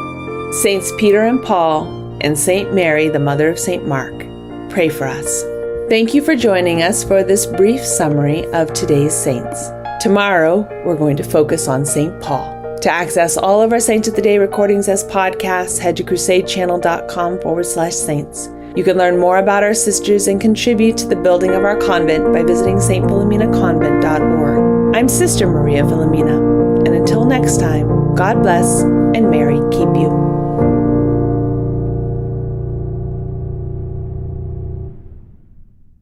Membership has its privileges. American Express was right back in the 1970s. Membership has its privileges, and no membership privilege is greater to a Red, White, and Dude Nation listener than membership in the elite membership club that is the Dude Number. Here's Lee to tell you how to get yours. That's right, King Dude. Membership does have its privileges. And when it comes to the Dude Number, applying for membership has never been easier. Just head to mikechurch.com/dude to start the membership process. Your unique and one-of-a-kind membership and all the privileges that come with it awaits you. As a member, you'll enjoy private chat groups, VIP privileges to all Mike Church show events, early access to new Dude-geared store items, and of course, your unique Dude Number. Dude 1210 reporting all quiet on the Eastern Front. This is Mike's favorite punching bag, Dude number 13. Hi, this is Steve. My Dude number is 2112. Dude number 2004, proud member of the Red, White, and Dude Nation reporting for duty. Become a part of something bigger than any talk show there is and apply for your Dude Number today at mikechurch.com/dude. Membership has its privileges. We don't know where the Ark of the Covenant is, but we do know that Mike Church will give you a chance to win his pound of gold. And all you have to do is listen for the golden sound of the day, weekday mornings at 6 a.m. on The Mike Church Show at MikeChurchShow.com and on YouTube at Real King Dude.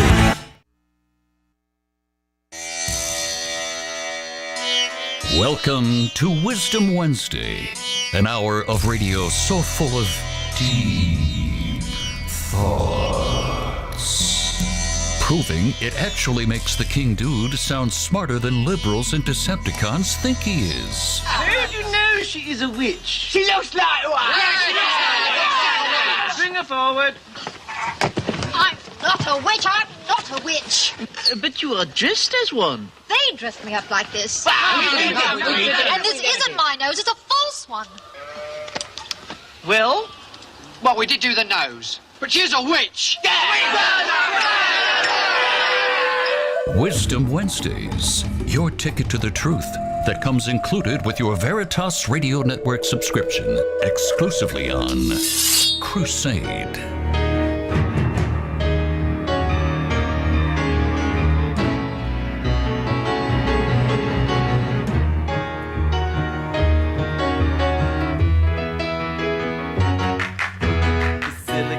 Chip inside her head gets switched to overload, and nobody's gonna go to school today. She's gonna make them stay at home.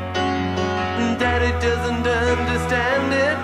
He always said she was good as gold, and he can see no reasons, 'cause there are no reasons. What reason do you need to be shown? Tell me why I don't like money.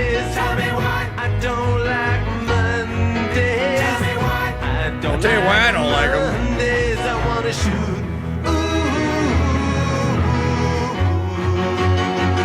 The whole day down. As we continue here on a Monday, as I hold the epic times in my newspaper ink-stained fingers, something I forgot that was a part of show prep back in the day. For we had computers and internet stores read off screens and what have you. You had to have one of these guys. And you hold one of these guys in your hand. If you go through the entirety of Section A, and then you get to the sports, Section C, by the time you're done, if you hold your fingers up, you got ink stains. We need to bring ink stains back. Okay. 844-527-8723, our call and line telephone number. Steve Cunningham, our broadcast partner from Sensus Fidelium, is on the StreamYard Maker hotline here with us. I want to show everyone this book, The Great Reset in the City of God, that Steve just came out with. I think that we're talking about the same thing in what's in this book and in your other book, Idle Nation, which is the foundation that you build a society on. And I think that's what the AI story says. It's built on St. Augustine's city of man. It's going to fail. The only city that's going to stand and is going to survive is the one that is built as a city of God. So when people go like, well, what the hell are we supposed to do, you moron? Where do you think that to celebrate 250th anniversary of America, as you keep saying on X, stop saying one nation, Bishop Barron.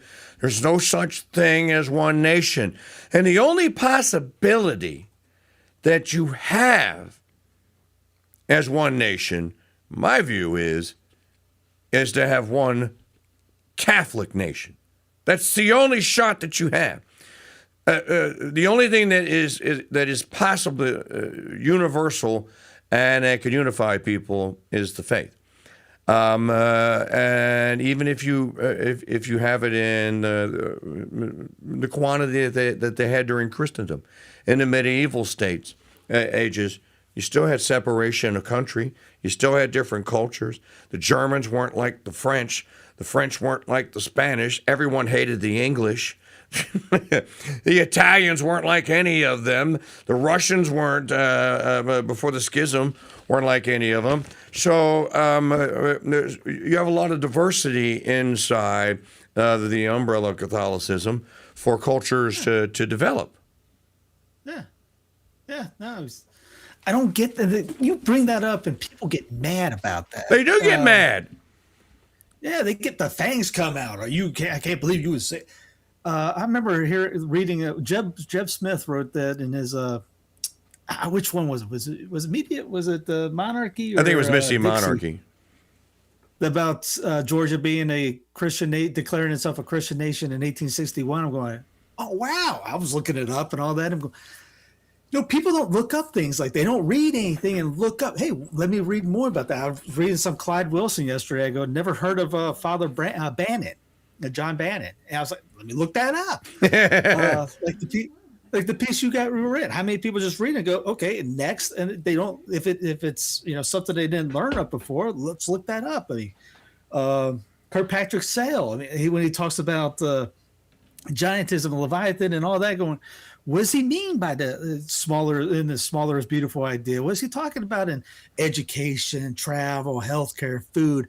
We talk about the food problems. He mentions some study that was all these giant ones have lesser yield. They poison more. They don't work well. But if you go smaller, more yields, less poison. But no one thinks about we have to have the bigger. We have the bigger schools, even though they fail. We have to get bigger and bigger and bigger. It's not the small schools that actually work, or just don't go to school at all, that actually works better. It's we got to get bigger. We got to get bigger. And people, we just got to get bigger. Or it's the whole idea. The bigger you get, then the cancer cells get bigger too. And it ends up becoming think of the Titanic. Let's make this thing doggone bigger. And ramming speed, we got to be bigger. It sinks to the bottom of the ocean. But you mentioned that to people, they almost have a conniption. So we have, I don't know if it's the Olympics that we have to have USA. We have to be on the top of the gold thing. And because I always like bringing up, if you put the EU in the same idea as the USA, with the EU kicks the US butt every time. Oh yeah. Right. And like back in the day, the Russians used that told me about the state of Louisiana having the state flag of not state flag, the state song of "It Is My Sunshine." I'm going, how amazing that would be if someone from Louisiana won gold here. It is my sunshine, you are my sunshine. And the only Louisiana Olympian that we have, I forget his first name, but his last name is Duplantis, who keeps setting world records by an eighth of an inch in the pole vault. An LSU boy. No, he was a raging. No, he was a raging Cajun.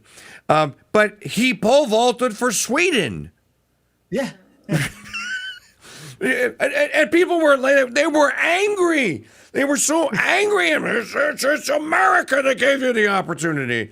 No, I'm pretty sure God gave him the opportunity, and you miss it every year every 4 years when the Olympics would come up. I'm the one that would talk about and go like, well, why isn't Texas like sending its own athletes? He did go to LSU, Duplantis. Okay, that'd be cool. That'd be really cool. You talk about pride. That'd be. You see for me, if you see the Palmetto flag going by, that'd be fantastic. So we're talking about the overall conversation here on USA 250. I'm not like some of these people that think that the whole American experiment is a mistake. I don't agree with that.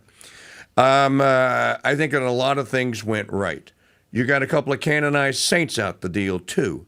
You got Mother Cabrini, canonized saint. You got Elizabeth Ann Seton Hall, canonized saint. Soon to be canonized saint, Father Xavier Zelos. It was the Catholics that discovered much of the United States and named it. It was Marquette, who was a great Catholic. They named a school after him. People that go to Marquette don't even know that it's a Catholic school anymore. It's named for a French Catholic explorer, Marquette. That should be the first question. And if you can't answer, you don't get in. Do you know what Marquette's big discovery was? It was the Great Lakes, wasn't it? Well, okay, one of them, or Champlain discovered the Great Lakes, I think. It was Mississippi. Marquette discovered the Mississippi. And okay, when De Soto, when De La Salle discovered the mouth of the Mississippi River in the Gulf of Mexico, do you know who he had with him? Priests. With De Soto? Yeah, priests. No. De La Salle had priests with him. Yeah, they basically had a Thanksgiving ceremony right then and there. They read the proclamation from Louis, and they proclaimed that they were there, and they weren't just there to claim the land. What else were they there to? They proclaimed that they were there to Catholicize, to convert the savages, whereas in the language that they used to convert the savages. So when look at the Indians. Or the natives that have been converted since the Declaration went into effect. Now, many of them before, true, but there still have been many afterwards. So, the system of Catholic schools introduced in the United States was introduced basically the parochial school system. Why? Because the Anglican and Puritan Protestants in New England hated the Irish and Italian Catholics in their schools and tried to basically make them out and make them illegal. And so the Catholics, we Catholics, smarter than all the rest, went, okay, we'll play the game. We'll set a school system up. We'll privately fund it then. You have to pay this thing called tuition. My point is that there are a lot of good things that happen here under the banner of the United States. That were good for a lot of people, a lot of souls saved. Which is not to say it wouldn't have happened otherwise, but deal with the reality of what did happen, and that is that a lot of good did happen. The Jesuits came here and built all these universities. Loyola here in New Orleans, Loyola in Chicago, Georgetown, Boston College. I mean, you name your big, of course, Notre Dame, Holy Cross. Name your big schools. They're all Catholic. Yeah. Uh-huh. So, St. Louis. Exactly. I want to read the final Miss Robachek's conclusion in this article. Rubachek, the most important AI experiment you never heard of. Yes, I'm using an actual newspaper. They were going old school. I could have printed it out. I actually have it on my screen here. I remember having black marks on my fingers during those days. Okay, so they had an experiment. They built a town, these researchers, and they let 4 AIs run it. Gemini, Grok, ChatGPT, and Claude, basically. The only town that survived 15 days was Claude. But then when they introduced Gemini and Grok and ChatGPT into the Claude model, everyone died. So no one survives, no AI town survives. Everyone in the towns gets killed. Okay. So she says, some people view the results as a ranking of AI companies. Okay, fair enough. But the results prove something much older than AI itself. The environment shapes behavior as much as behavior shapes the environment. What determined whether a town survived, thrived, or died was the foundation laid before the experiment began. That foundation was the data each system had been trained on, the priorities its creators had embedded, the values built into its core before it was ever allowed to make a single decision. And yet the foundation is precisely what the rest of us are not permitted to see. Not one of the 4 systems tested is open source. None of their training data, objectives, or guardrails are disclosed. And that, Steve Cunningham and audience, is a problem. If you don't know what these damn things are founded upon and what ideas are being fed into them, because I can tell you it's probably not St. Thomas Aquinas. Maybe it knows about the Summa Theologica, but it's probably not being told you should read the Summa as a guide to living. These guys take our ideas that work, like the 15-minute city, if you look at not the technocratic way, is what a town and city is supposed to be. You're supposed to walk around it, stop, and not travel through. Like Kirkpatrick writes about it, says, you go into a city, you're supposed to stop and get out and walk around and shop and mingle and relax, go slower pace in a sense. You travel to the city, not travel through the city or just to get, bypass. So the idea to get around walking, bikes and all that, which bikes are really good for people to travel in, and most energy wise and efficiency and all that. Obviously it's good for everything. But when it's forced on you with a technocratic prison, right? People look at the one side going, yeah, I like the idea. It's attractive. Everyone likes the small town, and it's let's walk around. Everything's a walking distance. You see any HGTV, you're within walking distance here. It's always about that, which, again, you like that idea. It's like when the shutdowns. So I remember walking around going, I don't mind all this because I like, the working at home where you're supposed to be working at home anyways, instead of the Industrial Revolution when you were taken away from the houses and the interstates pulled everyone away, and cars pulled everyone away from each other and the family. So in a sense, it's like trying to get back using it's like using our ways against us. We want that idea. We want that back, to return to that area, return to tradition in a sense. But the way they're going about it with Skynets and the flat cameras and everything like that is like, it's kind of like marches into something that we want, but it's going to be a hellhole at the same time. It's attractive. Like, here's the cheese that's on this little trap that's about to get you. It looks great. I want that cheese. But then when you get that cheese, I want to be able to walk through. I love this idea. Oh no, it's Skynet. And there's Terminators all around, and I can walk to everything, but I can't pay for anything. I can't even get out of my house now because the automated locks are locked. Remember that commercial where it's supposed to be funny? I think it was a basketball player. It was a female WNBA girl. I think she's walking out of the house and the door gets locked on her, and her little Alexa goes, "Where do you think you're going, Jane?" It was about, she forgot to get her Coke or something like that, and then it unlocked the door for her. I looked at my wife going, "That's horrific."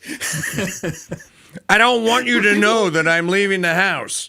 Well, look, I want to show you the back side of the page of the Epic Times is a Jeffrey Tucker column.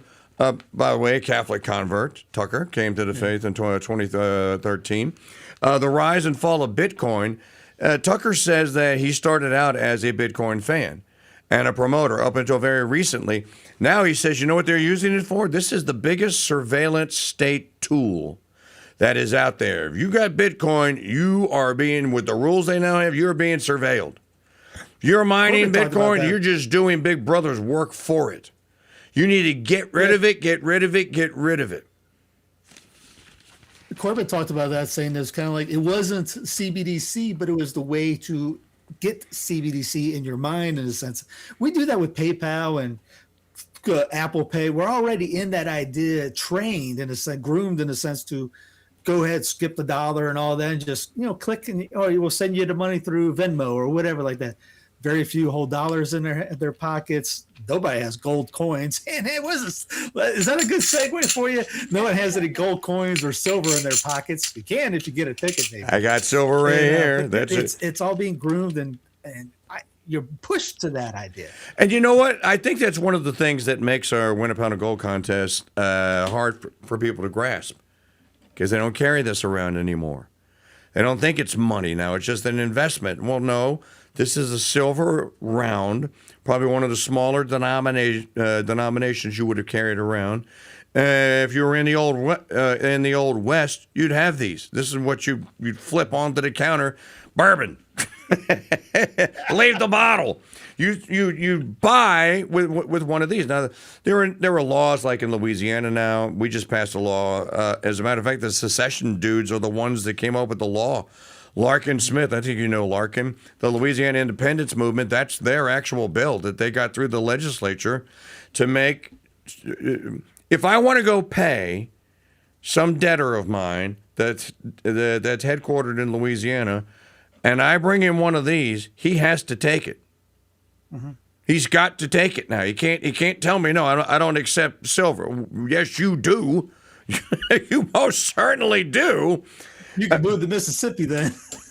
So, I think the greatest radio producer in the history of radio producers, Mrs. O'Connell over there, brings this up all the time. She goes, people don't pay for things with real money anymore, so they're suspicious of us when we say we're going to give you a pound of gold if you win, because they've never seen it. You can say, I'll give you a Ford Mustang. Okay, they've seen that. Yeah. I'll give you a Kia Seltos if we've given 5 of them away. Well, they've seen that. They've never seen this. And I think that's a huge problem. So we're actually doing a community service here by showing you real silver and real gold, and that you can actually win it. So you should go to winapoundofgold.com right now, all of you, and go get 1,000 tickets today. You should go do it right now. I should go do it right now. Yes, you should go do it right now. Somebody lock it in. Lock it in. That's right. Lock it in. What is this book about? Think of the Great Reset from the 2020, from 2020 on. It was Tan and I, when I was working at Tan, they wanted to put a book together on the Great Reset. And I had a couple guys that I had in mind that's the book they have now. We were working on it together. I didn't like the way it came out. So it's been on my mind since the 2020s. So we have to have a Catholic book on this, because there's been all kind of secular ones out there. So I've been working on this thing for 6 years or something like that. So it takes you back from those days in that mindset, even though I go back into the original papers of the World Economic Forum, where it talks about being population control, I forget just my brain just. The World Economic Forum. It's from all the way up to now. Und all the stakeholders, the world, Klaus-Schwab und the World Economic Forum, und all the stakeholders. You know, I threw Leo in there because I was waiting for the encyclical to come out to finish, because I wanted to get. All right, I knew he was going to bring something up, so it's spliced in between all that. Yes, I had to hold my nose, and I quoted some Francis in there, because it's like, well, you know, we covered this. I think the only other person that covered this was Frank Wright and James Corbett. But we covered this during the Corona Doom in 2020. That the Corona Doom was one of three options Rockefeller Institute had proposed at one of their annual meetings to take over the world and convert everyone to Satanism. The Rockefeller Institute had proposed three scenarios. One was a pandemic, one was a banking crisis, and I forget what the third one was. So when they launched the pandemic, I kept telling the radio and TV audience, Steve, I kept telling them, this is not a dress rehearsal. This is the real deal. They have launched it. Skynet is here. And now, they didn't get away with it. It didn't work out the way that they thought it was going to work out. And again, why? Because they had demonic, satanic, AI-based planning that ultimately met people where they were and met many people who were faithful and just wouldn't fall for it. Marshall DeRosa had a great line at the end of one of his conferences talking about the next step of centralization is globalization. Yes. I think he did that before 2020, but that line stuck with me. You see, that's what the reset is all about. It's a globalized thing, the one global government. Trump's doing that with his border peace thing. I mean, you got everything's global. We're citizens of the world, citizen. The clock's going to cut us off. Thanks, buddy. See you next week. Or see you soon. You got some gold to give away in 4 days. You turn on the lights. When you go out into the fallen, darkened world that most of America has become, turn on the Mike Church Show. Hey folks, Mike Church here. And let the Red, White, and Dude Nation light the way for you. Hey, we guarantee it works a lot better than that little Levite lightning bug, Ben Shapiro. I've sentenced boys younger than you to the gas chamber. Hop into your guilt-free ride into MAGACon-free conservatism. On the Mike Church Show.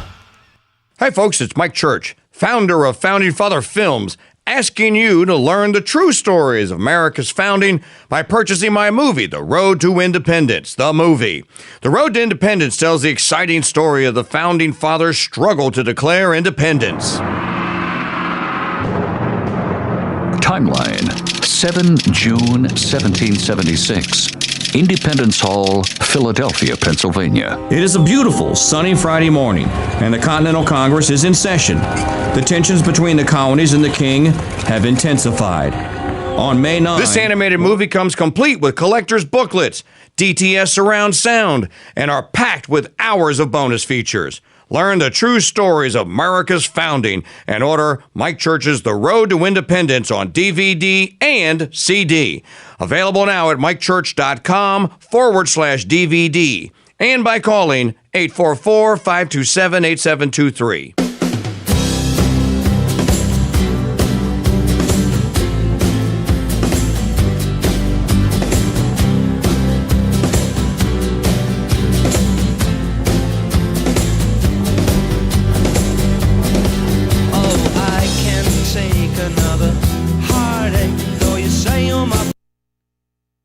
You're listening to the Crusade Channel, a Black Hat Studios media property, broadcasting live 24/7 from Madisonville, Louisiana, and to the world via crusadechannel.com.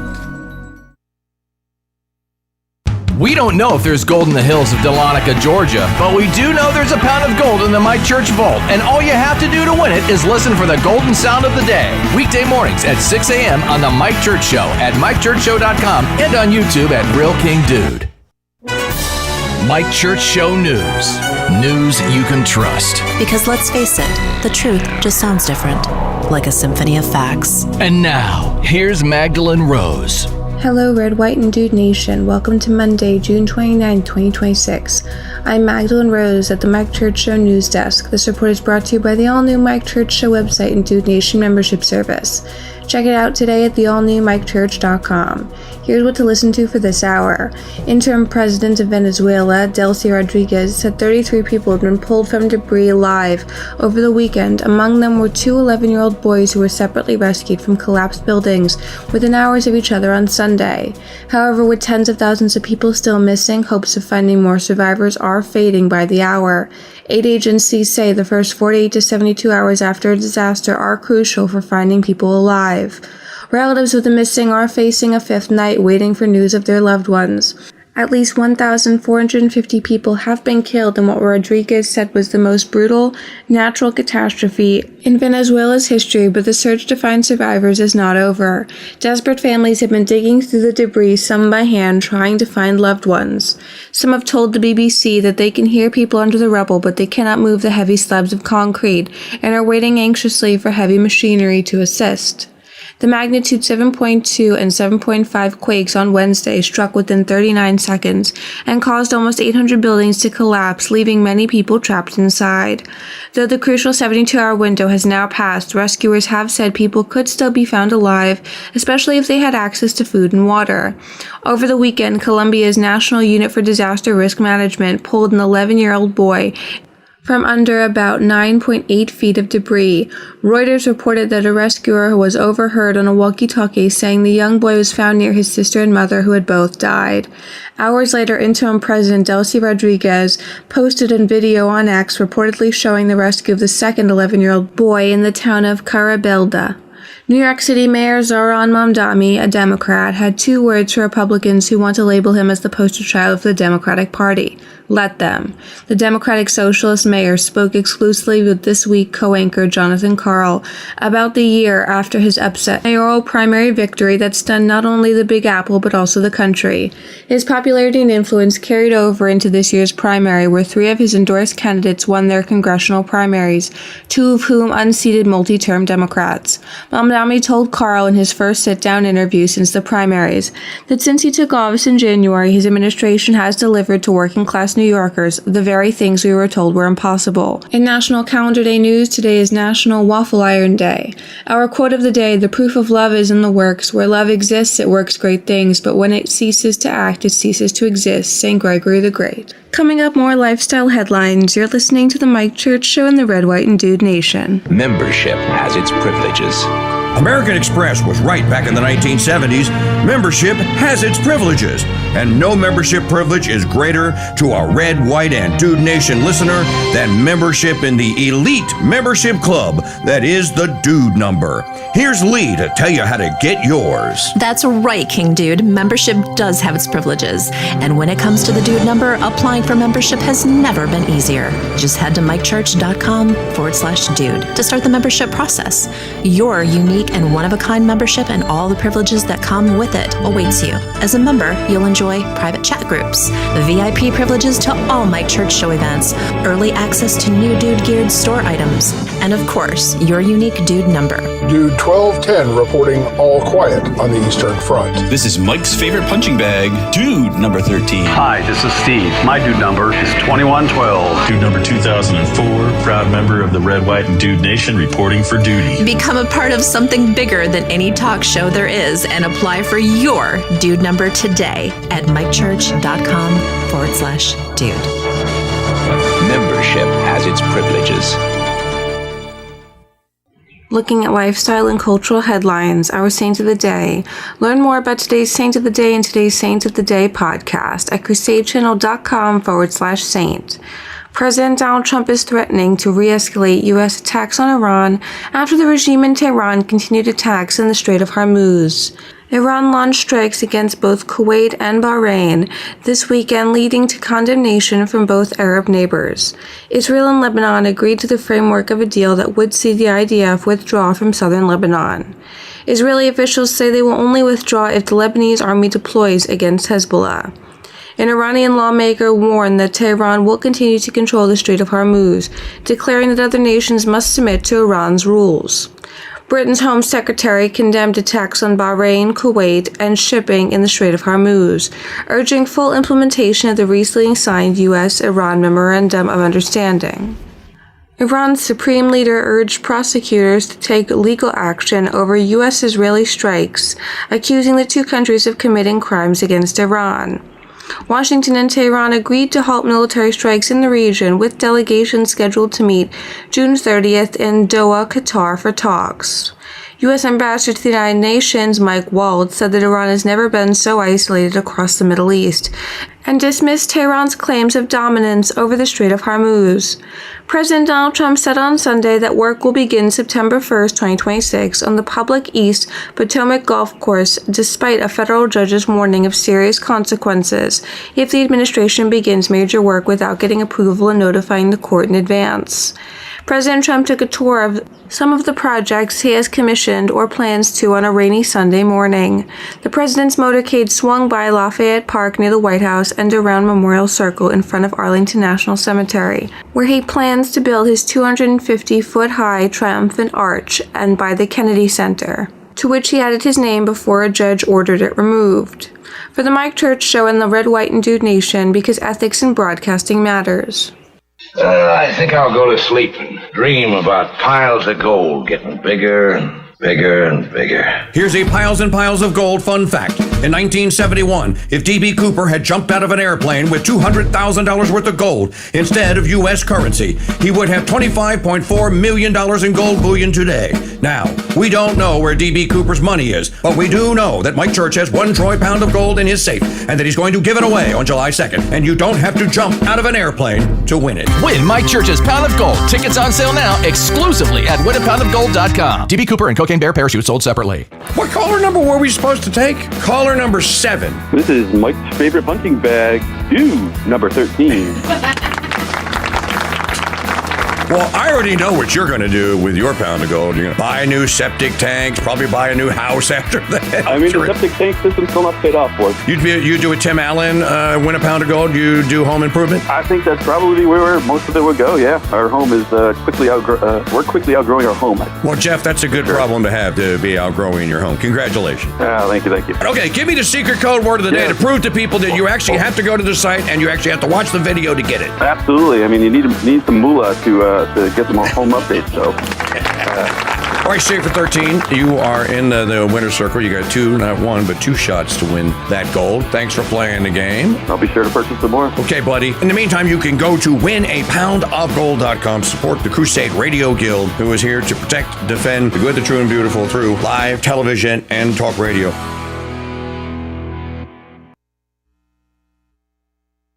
Call 844-527-8723. Holding a PhD for the King Dude Center for Constitutional Studies is not just an honor, it's a way of life.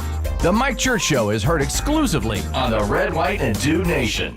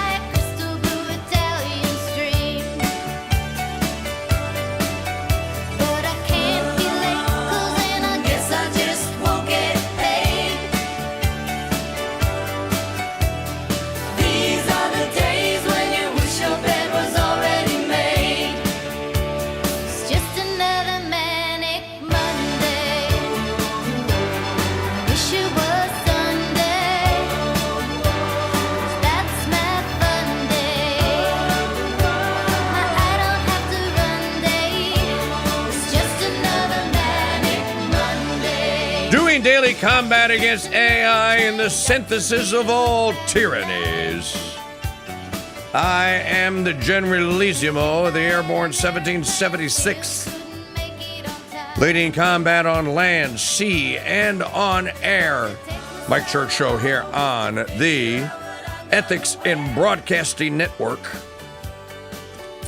Welcoming all of you listening wherever you may find yourself listening today. Sensus Fidelium, Restoring the Faith Media.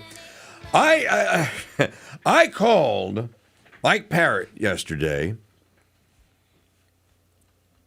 and he took my call. And the reason I am surprised by that is because usually he's in class or somewhere else, and he can't take my calls. He took my call. He's in Slovenia. And I go like, dude, what are you doing in Slovenia? And he tells me, well, Wednesday I am here for the SSPX consecrations, the bishop consecrations. I went, oh, that's right, because he had told me he was going to go. I said, you think they're still going to do it? And he goes, absolutely, they're going to do it. And then I asked the question that all Catholics should be asking. And this doesn't mean that we can bark an order out to the Holy Father. It just means we can ask. You've got time to meet with Muslim madmen and Jews and Hindus and Buddhists.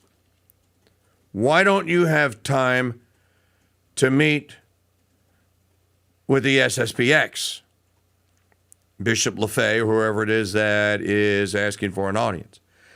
This is what's going to happen on Wednesday, and my view is completely avoidable, shouldn't happen. I thought Leo the Lion, this is a Leonine papacy we were hoping for, that Leo the Lion would just say, let's be done with this. In the same manner, you stop this stupid, vicious, evil, internecine war of pitting one group of Catholics that you've segregated. I didn't ask to be segregated. You segregated me against another. Enough of this. This needs to be done. And this war against sacred tradition and literally millions of canonized saints need to be brought to a close. They all practiced sacred tradition. Almost all of them. Unless, of course, they have been canonized since 1964. In the exact same fashion, why doesn't President Trump, for the sake of everyone, just bring his stupid little dalliance that's gotten thousands of people killed, trillions of dollars wasted, just bring it to an end and withdraw. Stop with the stupid, we're going back into talks. The White House announces like an hour this morning, an hour before the markets are going to open. No, we're going to have Riley Gaines, who comes in fifth. I want all the swing states, But we're going to have another round of talks. It'll begin today. The Qataris are going to help us meet. The Iranians want to talk. We're going to talk. We stopped the bombing. We want to talk. Why don't you stop the madness? I demand, while I'm still a part of this wretched union of ours, bring my troops home and bring this madness to an end. I don't understand the advice that he's getting here. Now, I cannot tell you unequivocally that what I'm about to read to you is absolutely true.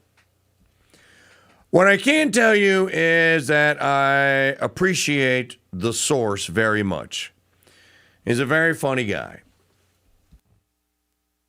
The source is Pepe Escobar. Okay, so you could take it for what it's worth. I don't know who Ryan Rosbiani is. He has a blue check. He's on X.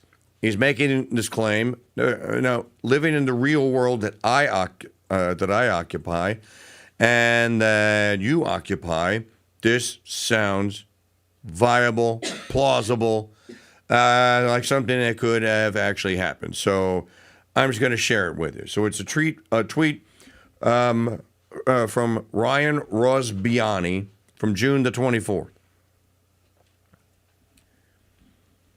Mossad plotted to assassinate Asim Munir. Pakistan told Israel it would wipe Tel Aviv off the map. Pepe Escobar says Pakistani military intelligence, and I checked this on Pepe's feed because he just reposted it, says Pakistani military intelligence intercepted a Mossad plot ordered by Netanyahu to kill Pakistani chief officer Asim Munir. while he was in Switzerland for the Iran-U.S. talks. Islamabad did not change his schedule or hide him. They sent one message to Tel Aviv: touch our delegation and we wipe you off the map. Now, and then Pepe says a nuclear state told Israel exactly what killing its army chief would cost. Mossad backed down. Funny how we strike, remember Netanyahu said the other day? Hamas, we strike anywhere, anyone, anywhere. Israel goes wherever Israel must go to defend Israel, including to Ice World of Hoth, he said. And then Pepe Escobar says, funny how the we strike anyone, anywhere doctrine evaporates the second the target can hit back. Now, again, that makes practical sense to me. I didn't see it quoted anywhere else, but it makes practical sense to me that basically the big bully has been told, you do this, you will pay. And we will make you pay. Now, most people don't realize that the Pakistanis have Super high-tech jet fighters. and nuclear weapons. Don't know how the Pakistanis got the nukes. Pretty sure that they reverse engineered our tech, or they bought the Super high-tech jet fighters. from us. But regardless, if the story is true, what happens when the bully is finally confronted? This is basically what has happened with the bully that is the United States has finally been confronted by the people of Iran, who are basically saying, dude, we date back to the our civilization goes back to the book of Chronicles in the Old Testament. You're not going to wipe us from the face of the earth, and you're not going to annihilate us. We're not going to let you. We're also not going to cave in to all of your demands. We are a sovereign nation. Now, we will make a deal with you because you have stolen from us. These are the kind of things.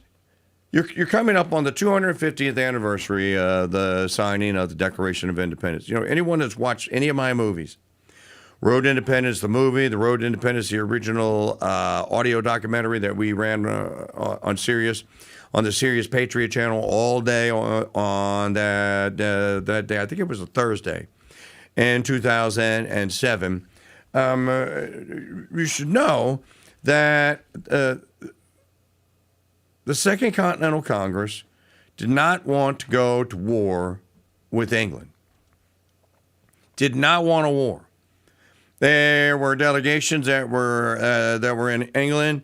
There was one that was sent over, and Ben Franklin was a part of it. It didn't work, but and Franklin basically told the Lord North and the delegation there, look, the colonies are barely united, and they don't want war. They do not want a war. All we're asking for is a peaceful, basically treaty meeting with the Parliament or with the King. Let's work a trade, some kind of peaceful settlement out of this, and we'll be done with it.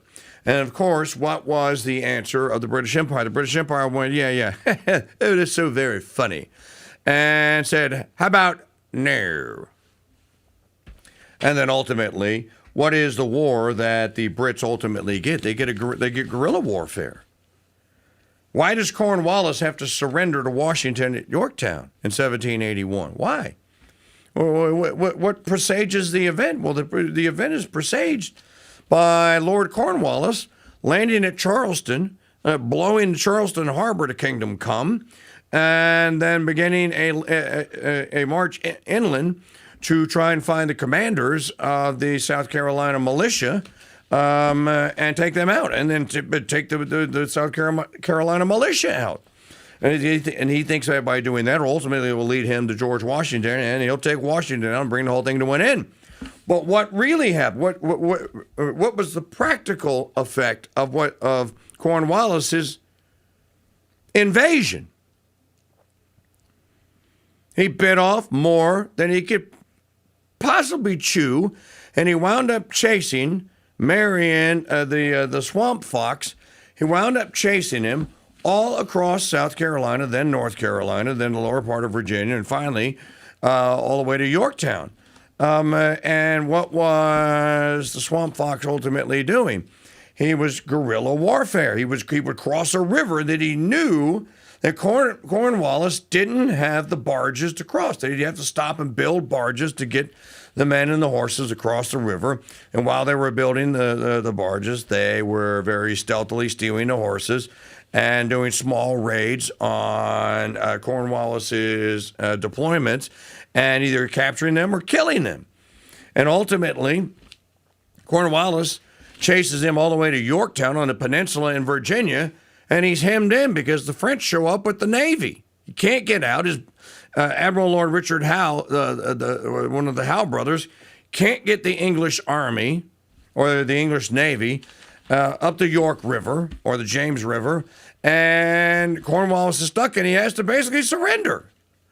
So what an irony that the victory over the British Empire in 1781 comes as a result of a misguided, ill-advised, stupid invasion by the British Empire into the United Colonies of North America. And here's Trump, stuck in the middle of this thing. Now, suppose he can't get out, for Netanyahu and the Israelis won't let him get out. And again, people talk about this, and I go like, dude.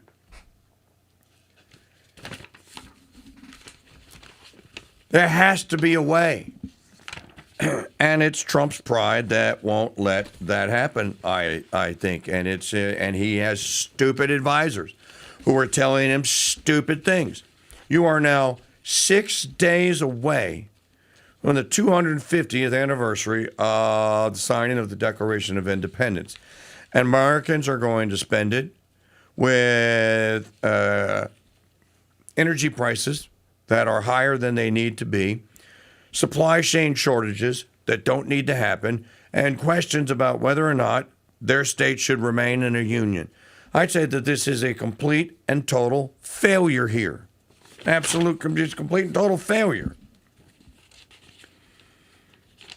Let's see here, Maggie. You have, what else do we have on the cut sheet? Let's do some digital media files. I don't understand number 13. I heard you playing it today, and I still don't understand it. What the guy was talking about with the rare earth metals? Oh, there's an article in your pile of prep about it. Okay. All right. Here, this is a joke. Play digital media file number 1. You want to hear a joke? You want to hear a funny one? Here you go. Laughter is the best medicine. Okay, well, here's some funnies. In May of last year, I established the Presidential Commission on Religious Liberty to outline threats to the free exercise of religion in our country and to provide recommendations for action. America was founded by people of faith, and it was settled as a haven for religious freedom. So important as we prepare to celebrate the 250th anniversary of our founding next week, it is only appropriate that we work to strengthen this fundamental right and to, most essentially, have liberty for generations to come. We want religious liberty. We want liberty, but we also want religious liberty. We will closely study this report that is being presented to me as president today, and my administration will continue to work with the pillars of protecting religious liberty for all Americans, and we must also remain one nation under God. We will never let that phrase be stolen from us. You know, people are trying to steal it. We all know that very well. That phrase will never be stolen. It will stand proudly in our courts and everywhere else where we have it. Paula White is leading your commission. The woman is a joke. She is literally a joke. And then this other clown, the ones that Carrie Prejean Buller were telling the stories about, telling her that, yeah, we're not doing religious liberty for people that aren't Zionists. And, of course, Carrie Prejean Buller famously goes, well, I didn't... When President Trump asked me to join this commission, he knew I converted to Catholicism, and I had never told him that I was a Zionist, so why is it a surprise that a Catholic is a Zionist? We believe in the mystical body of Christ, and that the mystical body of Christ is the new Israel. The Messiah has already come. By the way, what a great way to think about this, and all these things we're talking about today, on the feast of St. Peter and St. Paul. You know, and it's also the feast of St. Mary Salome, or Salome, depending on whose side you're on. Great story about St. Mary Salome. She is revered throughout the Catholic Church. She's the mother of James and John. True, she's also in, for all you Protestants, she's in the Bible. She's another one of the Marys that's in the Bible. But she's also revered by the people of France. Now, somebody's going to go like, well, why do the French people revere St. Mary Salome? Because St. Mary Salome, St. Lazarus, St. Martha, and several others were thrown into a boat by the Jews. Yes, I said by the Jews, by the occupants of Jerusalem at the time. Threw them into a little dinghy, pushed them out without oars into the Mediterranean, and thought that the currents would probably take them to the northern coast of Africa, where they would crash land and be eaten by the Barbary Coast pirates or whoever, or the cannibals or whoever was there. But God intervened and sent that little craft to the town in France that is known as Mary Sainte-Mère. It's basically the holy city by the sea, Sainte-Mère. And they disembarked, and the rest, as they say, is history. St. Martha slew a dragon, or tamed a dragon, and then she slew it. And they introduced and brought the Catholic faith to the country of France. But again, another evil empire, the one that crucified our Lord, thinking that it was dealing with a problem by committing acts of violence. So they stoned Saint Stephen, and they thought that they were going to kill these people that just wouldn't shut up about this Christ guy in the gospel, but putting him on a dinghy and sending him out into the ocean or into the Mediterranean Sea. And then today being the feast of St. Peter and Paul, Sister Maria Filomena did a wonderful job. Get the long form version of today's Saint of the Day, all of you. There's a lot of stuff in there that I didn't know. I mean, I think I kind of knew it, but I didn't know the whole thing. So the broadcast version is 2.5 minutes long. The full version of today, and she just does St. Peter today. Tomorrow she's going to explore St. Paul, is almost 7 minutes long. And one of the things that had escaped me is that wherever you see you have a feast with Peter, you have a feast with Paul. And so you have this foundation upon you. We're talking about AI cities collapsing earlier. Why? They don't have Christian Catholic formations. This June, the Mike Church Show will give away the most incredible prize in broadcast history and change the way the world thinks about talk media and talk media hosts forever. Hello, Red, White, and Dude Nation. I'm Magdalene Rose with the Mike Church Show News Desk. With your crucials for Monday, June 29th, 2026, here's your In the Market report. U.S. stock markets closed mixed on Friday, with technology shares weighing on the major indexes. The S&P 500 and the Dow Jones slipped slightly by 0.1%, while the Nasdaq fell 0.2%, amid ongoing investor rebalancing and tech sector consolidation. The Dow Jones managed a small weekly gain, while tech-heavy sell-offs led the Nasdaq to a 4.6 weekly drop. West Texas Intermediate crude oil fell to $69.44 per barrel, easing market inflation concerns and helping steepen the Treasury yield curve. Gold prices rose to $4,052.97 per ounce, supported by a weakening U.S. dollar. Market expectations for Federal Reserve rate hikes have tempered, primarily driven by falling oil prices. Technology stocks and specific hardware manufacturers experienced severe volatility to close out last week, while globally commodity markets entered Monday mixed amid shifting geopolitical dynamics. Major large-cap tech companies mostly attempted a rebound on Friday. This report is brought to you by the all-new Mike Church Show website and Dude Nation membership service. Check it out today at the allnewmikechurch.com. I'm Magdalene Rose for the Mike Church Show and the Red, White, and Dude Nation. Hi, folks. It's Mike Church, founder of Founding Father Films, asking you to learn the true stories of America's founding by purchasing my movie, The Spirit of 76. The Spirit of 76 details the true story of the writing and ratifying of the U.S. Constitution. Who authorized them to speak the language of we, the people, instead of we, the states? States are the characteristics and the soul of a confederation. If the states be not the agents of this compact, it must be one great... This animated movie comes complete with collector's booklets, DTS surround sound, and is packed with hours of bonus features.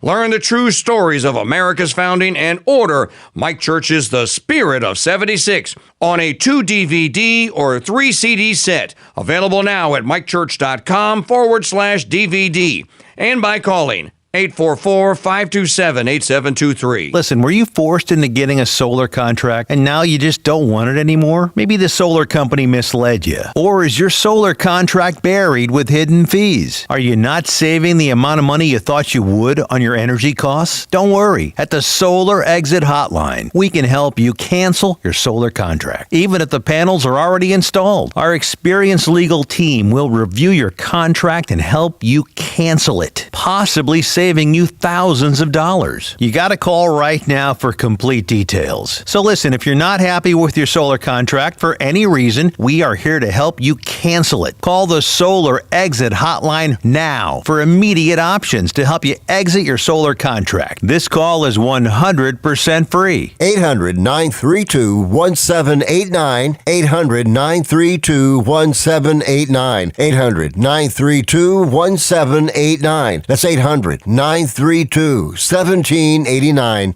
I think I'll go to sleep and dream about piles of gold getting bigger and bigger and bigger. Here's a piles and piles of gold fun fact.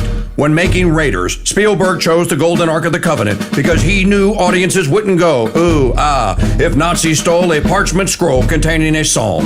Now, we don't know where the lost Ark is, but we do know that Mike Church has 1 troy pound of gold in his safe, and that he's going to give it away on July 2nd, and you don't have to say, ooh, ah, to win it. Win Mike Church's Pound of Gold. Tickets on sale now exclusively at winapoundofgold.com. Ark of the Covenant sold separately.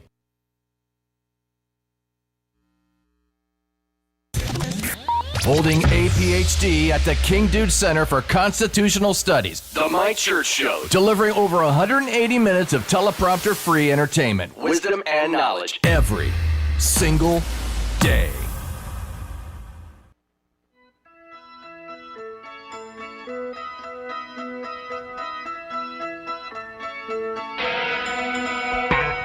Stand in the place where you live, now face north. Think about direction, wonder why you haven't now. Stand in the place where you were, now face west. Think about the place where you live, wonder why you haven't before. If you are confused, check with the sun. Carry a compass to help you along. Your feet are going to be on the ground. Your head is there to move you around. So stand in the place where you live, now face north. Think about direction, wonder why you haven't now. Stand in the place where you were, now face west. Think about the place where you live, wonder why you haven't before. Your feet are going to be on the ground. Your head is there. To move you around. Wish it How you doing? The trees will be falling. Listen to reason. The season is coming. Marcus Tullius Meridius Maximus Augustus. Mike Church Show here on a Monday. Your home for the 2026 Win a Pound of Gold raffle. Somebody's going to win that gold on Friday.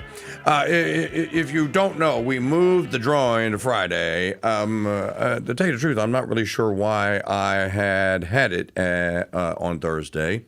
But we moved it to Friday, so nothing else has changed. Well, what other thing? Well, no, we didn't change anything else. Just move the actual draw date to Friday. So do it Friday morning, July the 3rd, and then we'll do the show, and then I think we'll do something on July the 4th to kick off the Big 250 and the Road to Independence broadcast. Let me just say to you, though, interesting things are happening. There's a line in my movie from John Adams, and Adams says, great things are on the tapas, is what he says. He says, great things are on the tapas. And then he goes on to allude and to tell his wife, Abigail, he tells her about that Richard Henry Lee has become a friend, and that he thinks that this Lee resolution thing might actually come about. And this is where then Adams describes. He says there is the 1/3 timid, the 1/3 Tory, and the 1/3 true blue. And as I told you on Friday's show, I think that's where we are. You got 1/3 timid, cowards. 1/3 Tory, big government political types think that there's a two-solution party system, and then 1/3 true blue. That's plenty. You don't need a majority. 1/3. And I bet the number is actually higher. Just many people are just scared. They don't want to say things, or they don't want to admit that they are dissatisfied with this thing that we call America these days. And yet there are no big major celebrations that people are like jonesing to go to. I mean, there are some that are going to happen. Do you know that, Maggie, did you see that they can't get the reflecting pond fixed? The dude that they contracted to do it the first time, they asked him to come back and fix it. He goes, no. Apparently, he didn't want to get trumped. He didn't want to get trumped. So he refused to do it. And then I guess they can't find anybody to go. So wading through the green sludge and slime that is the reflecting pool is just something, if you're going to go to it, that you're just going to have to do. And that doesn't look like there's any relief coming. And it's just the idea that the thing could that this could happen, and that no one planned for this. You know, when Joe Beeman called on last week, he was talking about a giant gunite pool. How many of you people ever have any experience with swimming in a gunite pool? Everyone. Did you swim in slime? No. Probably not. Why? Because they chlorinated it. And this isn't hard to figure out. And peroxide won't fix it. So, that's just another tragedy. Call for a national day of prayer, President Trump, and tell people to pray in your to fix the reflecting pond in this world that you claim that we have all this religious liberty in, that is being led by a lunatic like Paula White and then Dan Patrick in Texas. So lots going on, lots to talk about here today. 844-527-8723. We'll go to the StreamYard Maker hotline. young Jacob Ingalls is on the StreamYard with us today, talking about some of the corruption that's going on in the great state of Florida, as we have been talking about. So, Jacob, good morning to you. How are you? Good morning. I'm doing well, Brother Church. And before we get to the corruption, you mentioned the reflecting pond and this pool of scum and muck. It's very befitting for the Washington Swamp. But what I'm concerned about, if you remember the movie The Toxic Avenger from the 90s, I'm concerned that somebody like Paula White or one of these Democrats is going to fall into the reflecting pond and emerge as some super liberal, toxic Avenger leftist or snake handler that is just going to wreak more havoc on this country. But we can joke around all we want. It still is a very scary idea. I can't believe I can't believe you know the Toxic Avenger. It used to win the award for worst movie ever. The only movie that ever beat it is Plan 9 from Outer Space. But the Toxic Avenger, it was a cult thing. It was a huge cult thing in the 90s. People, have you seen the Toxic Avenger? Yeah, it sucked. It sucked. It was a movie you watched and you loved to watch to hate it. They actually redid it. Did they? About 2 years ago, a remake, yes, and it is brilliant. It is just as ridiculous. It's the modern version. It's like Sharknado mixed with Toxic Avenger from the 90s. The only thing that's missing is Tara Reid. But on to the Florida corruption. You know, yes. It's sad that I had to report last week that RNC Chairman Joe Gruters, who is a state senator in Florida, used to be the chairman of the Republican Party of Florida, he had a groping incident a couple of years ago with an aide to Paul Renner, who's running for governor, the former Speaker of the House, that was put under lock and key. Well, we've obtained those documents. It's no longer confidential. I will release them at a later date. The most concerning part, though, is in my investigation into the corruption of the Republican Party of Florida that banned James Fishback from debating, that banned every candidate from debating by Ron Donalds, I came in contact with 3 other individuals. There was a Memphis incident. There was a Milwaukee incident. There was a Charlotte, North Carolina incident. And I'm calling them a host, a whole long-form event for Chairman Gruters, and it's called the schlappening. He's been schlappening young staffers across the entire country, and he was dumb enough to put it in text messages that I obtained. Text messages where he's asking staffers, Senate staffers, House staffers, and the Florida legislature if they were playing for both sides, if they played for both teams, but not to tell anyone that they were coming up to his apartment in the Capitol, and if they were to tell anyone that they were just having drinks with the boys. I mean, you're supposed to lead the Republican Party of the entire United States. We're supposed to be about conservative values. We're supposed to be about morals and ethics in comparison to whatever the hell is going on in the Democratic Party. Right. But it seems it's all just meshed together. It's us versus them. We're not in their big club, and the big club is corruption. It's immoral behavior. It's unethical acts. And we're more focused on the next young male staffer that needs a little schlappening than winning elections. The fact that he coined the phrase schlappening is offensive enough. And then, did you see the clip the other day with Byron Donalds? I mean, the guy just wants you to not like him. He's pleading with me. Please don't like me. Please don't give me a chance, another chance. He was asked about Fishback and about the debate. And he's going, look, it's not my job for a guy that wants to. It's not my job for a guy who's looking for a job, as he describes the governor's mansion, who's looking for a job to do employment opportunism for someone that wants to audition for a job. I'm like, no, it's your job, though, and it would be an ethical thing for you to go on and stand on a stage with a guy who's polling in way into the double digits. Over a third of Floridians are considering him as of both parties as their gubernatorial candidate. Why can't you debate him?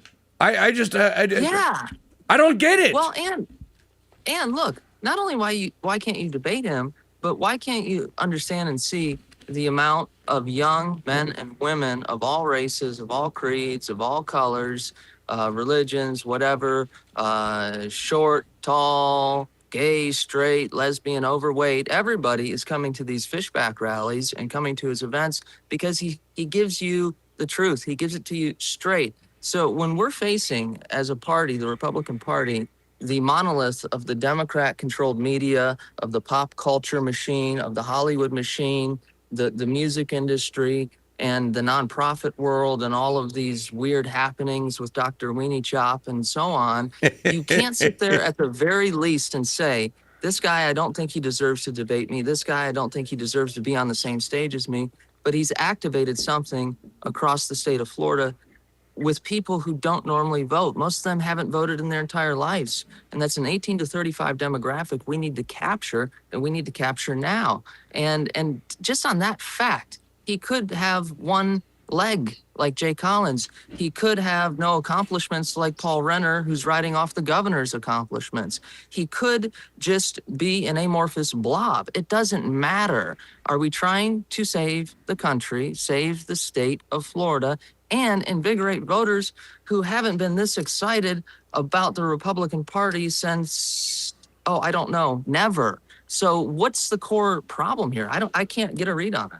Well, I think that the core problem is that he's probably not a good debater. And look, you're not going to win very many hearts and minds going to bat for Kevin O'Leary and the data center demon pimps. You're just not. The more people learn about this, the higher the poll numbers go in the other direction. The American people don't want this.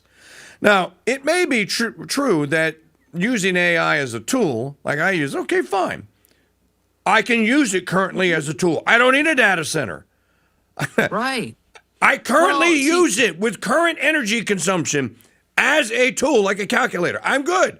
I don't need anything else. As a matter of fact, I don't want anything else. Stop.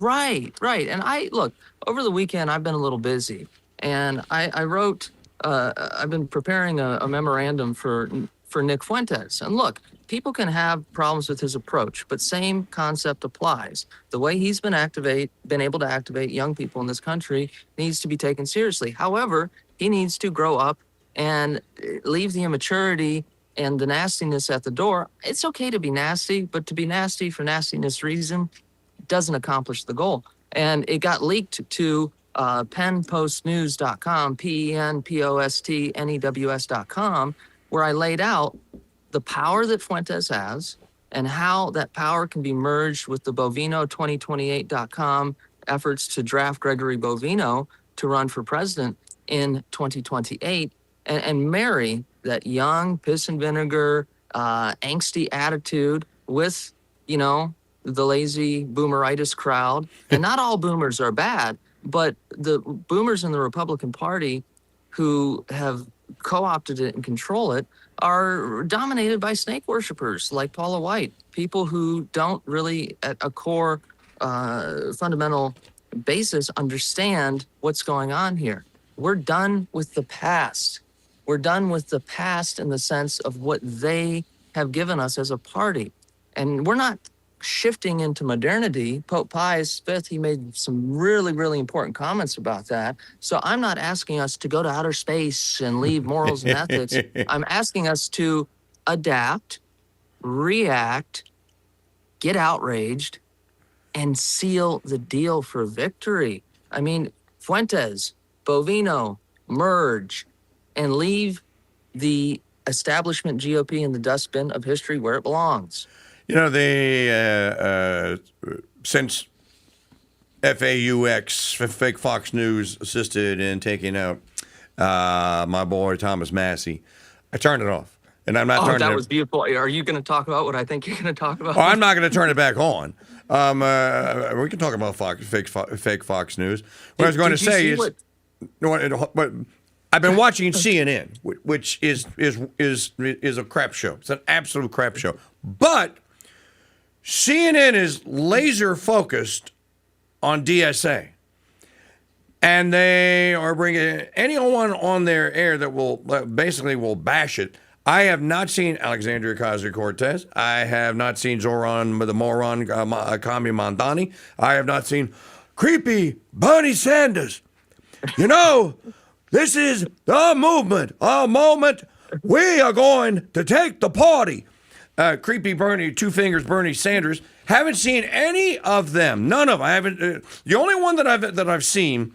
Who's not a confessed DSA member is Gruesome Newsom or Gavin Newsom. They are terrified of this, and I don't buy it. They're just look. We have been fighting communists since Hollywood was exposed by tail gunner Joe McCarthy in the 1950s. Everyone has known. We had movies in the 1960s, The Manchurian Candidate, that were about communist invasions and communist infiltrators. Kennedy stood up to the commies at the Bay of Pigs invasion. The battle, Ronald Reagan told us we were going to triumph over communism. The battle for Americans against communists is not new. And then, yeah, but we didn't have them here and there and the other. Oh, yeah, you had them as double agents. The Roosevelt administration absolutely had dyed-in-the-wool Stalinist, Khrushchev, communist in it. So did Johnson. But Kennedy probably did too. They've been here. So it's not like there's some new breed of communist. A communist is a communist. It's a really lazy system of government. Take people's money when it doesn't promise them the world. When it doesn't work, kill them. Just rinse and repeat. Yeah. Not hard to figure out. And it could be the greatest thing since sliced bread, but I think both you and I, as Catholics, 12 million Catholics during Stalin's whole little song and dance. No, thank you. Communist is already off the table for me. But what you just explained is very important. It's been around. This is an enemy we know, but they've been able to transfer it. Is it Marxist? Is it third wave feminism? Is it Democrat Socialists of America? Is it progressive Bernie bros? The misdirection and relabeling of it and reframing of it is what I think makes it, by design, so hard. And I was watching Van Jones. He was giving an interview, and he's actually one of the leftists who's been extremely solid on issues like this. And whenever he talks about the craziness of the leftist insanity brigade, it's like they almost want to just make him disappear out of thin air, whatever show he's on. He doesn't get allowed on CNN a lot anymore, but that's the only time I watch CNN. You brought up Thomas Massey. Let's talk about what Thomas Massey did to that Fox News reporter. Oh, dude, Maggie, can you find it? It's on Massey's feed. It's at the top of his feed. You can't miss it. The dude, our boy Massey, completely flipped the tables on the dude, who was basically like, have you always been an anti-Semite Jew hater, or did you just start? Basically, was kind of the question he asked. And Thomas Massey goes, well, I don't know. Have you always been stalking children? I just completely... it's gay porn. Gay porn. No, gay porn. Gay porn? Here, hold on, Jacob. Jacob, hold on. Maggie's going to play it. Here, listen. Watch. Yes, this is perfect. So let me ask you. I heard that you like gay porn. Is that true? Congressman, I'm not. I just want to give you a chance. Your side. I'm giving you a chance to give you your side. I'm not going to get into Are you a real news organization or not? No, come back, man. All you got to say is you don't like it. That you haven't been to those websites. Of course I don't. Of course I don't like it. Really? But thank you. That's not what I heard. Thank you for your time. Yeah, that was my question. Just giving you a chance to respond. That's all. No. And you're with Fox? But thank you. Is that a real news organization? No. Is this what you do for a living, man? Congressman, we're good. Thank you. I kept waiting for the guy to turn around and go fisticuffs on him because the dude was absolutely like, no. He's walking away and Massey's chasing him with his smartphone going, come on, man, tell me about the gay porn. Come on, man, tell me about the gay porn. And it was so brilliant. It was so brilliant. It's a masterclass because if you watch his face once Massey says that, the guy is automatically just visually, he's like, wait, do I watch gay porn? He didn't even know that he watches the gay porn. And but it's a very good tactic that Massey flipped on them what these nasty reporters do. It's like candidates in a debate. Unlike my esteemed colleague from across the aisle who has some personal issues that seem to be percolating in the community, Senator, when is the last time that you beat your wife? So they set the premise. There's no debate for it. And then how do you answer it? Well, I don't beat my wife. Well, now he's just saying he doesn't beat his wife. He's explaining in politics is losing. So Massey flipping that right on the guy is great. And I can confirm that dude, I've seen him at Nelly's in D.C., which is a sports bar that doubles as a gay club at night. And let's just say if you're there around that time, and I didn't know the first time because they had good wings, that's where Lindsey Graham, that's where Tom Cotton have been spotted. So, I mean, I don't know, man. He seemed very personally aggrieved by it. Good job, Massey. Yeah, and of course, he claims to be, or he is a Fox News reporter. Okay, so Massey actually just absolutely flips the tables on this. Well, let me go back to what you were saying about Jacob Engels is on our StreamYard Maker hotline here with us on a Monday. Follow him at Jacob Engels, as ENGELS on X. You said something about Van Jones. Magdalene Rose and I talked about Van Jones when she was on the show last week, and I pointed out to her, I'm like, as far as Democrat strategists go, he is really the only one that has survived since Obama. Now, they brought him out for Obama because he was a black guy and he was very well-spoken, handsome dude or whatever, and they brought Van Jones out. And look, he's always been a left. He's on the wrong side of everything from me and you. Yep. But as I told Magdalene, I'm like, well, you know what? Van Jones states his case and he doesn't back down. You know, he's very, and he does it without the arrogance of, oh God, who is that dragon that worked for Hillary? Paul Begala. The forehead. Can't stand somebody like Paul Begala because he's arrogant. Van Jones just makes the point, and then he's the 800-pound elephant in the room. He moves on. He makes the point, and he was standing in on that panel the other day when they were talking about the DSA, and he was like, these people are crazy. He's like, these people are crazy. I have a clip from James Carville on Friday. Now, Carville has basically talked himself out of a job because he can't stop his potty mouth. But Carville is basically, and look, lady, I got nothing in common with you. And he was talking about the DSA socialist. This is the death. The Democrat Party is the fish out of water. It's on the deck. It's flopping like this. It's just begging someone to put it out of its misery. Take an oar and kill it while it's on the pier and just beat it to death with an oar. And the stupid party doesn't seem to get that that's what they could do, that the moment is now.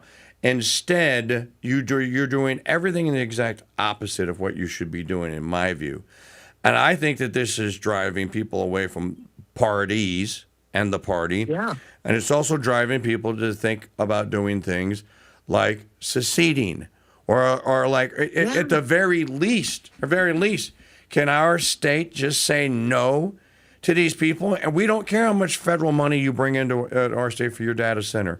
We're just going to say no. 'Cause I'm going to tell you, they keep pushing this and prices keep going up and the news reports keep getting worse. You're gonna force people, they're going to have torches and pitchforks, and they're going to confront you. Well, I mean, I think maybe we should follow some advice from the great former governor of Virginia, Ralph Northam. You remember him? You know, Democrats, just settle into what you've created. Settle into what you have wrought upon this country. We want you to get all nice and comfortable. We want you to get comfortable. The baby's going to be comfortable. You know, just go away. You guys wanted this mess. You're cheering it on. And now it's like somebody who farted in the elevator and everybody knows it, who's looking around and saying, oh, it wasn't me. I don't know who farted. You guys brought this insanity. Yes. You tried it through 8 different forms, and now it's finally hitting in places. And now it's becoming a beast that you fed and kept in the basement, and now it's too big, and it wants to get out. And it's broken its chain. It's crawling up the stairs. It's busted the door down, and it's about to be let loose in the community. And they're pretending like, oh, I don't know what it is. I'm going to tell you, if El Rushbo were still alive and at the peak of his game, what he would be talking about every day these days, is he would say, "My friends, this is the Democrat Party. They brought it on them. This is what they have always been. The only difference is you now have people that are getting honesty in advertising." That's what El Rushbo would be saying, and I just said it because I'm thinking the same thing, and I've been saying it. But that's what Rush would be saying. He'd be pointing out the obvious. He would illustrate absurdity by being absurd, but he would point out the obvious. The obvious is this is who you are.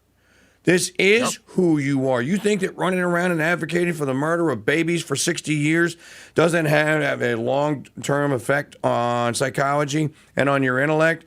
You have created a new generation of people that don't care about the humanity, that you have a smidgen of empathy and care for. They don't care. They don't care that socialism and communism hasn't worked and it's killed hundreds of millions of people. They don't care. They want to give it the old college try again. And they want it, and they want it now. And they want they want it now. That's exactly right. Well, I think this is a good break to remind everybody that on July 2nd, you only have a few days to get a ticket. The Win a Pound of Gold contest is coming to a close on the Mike Church Show. Win a Pound of Gold. Get your golden ticket. You're going to get a pound of Troy Gold. You get a chance, an opportunity. Winapoundofgold.com. Sorry, I'm having fun this morning. No. Well, actually, we moved the drawing to July 3rd, so we're going to do it on July 3rd. Ooh, but you can buy a ticket up until July 2nd, midnight at July 2nd. All right, Jacob, follow Jacob on X at Jacob Engels, and we will talk to you again real soon, brother. Thanks so much for being on the program. Thanks for the plug. Absolutely. Thank you, Brother Church. You go well into the world and have fun today. Thanks. Okay, thank you. That's Jacob Engels, everyone. Okay, 844-527-8723, our call and line telephone number, 844-5-CRUSADE. I have a most interesting... Remember the guy on Laughing that would go, Eddie, interesting, but stupid. Artie Gordon was his name. Very interesting, but stupid. This is a Wall Street Journal article. The expensive accessory every hot girl wants.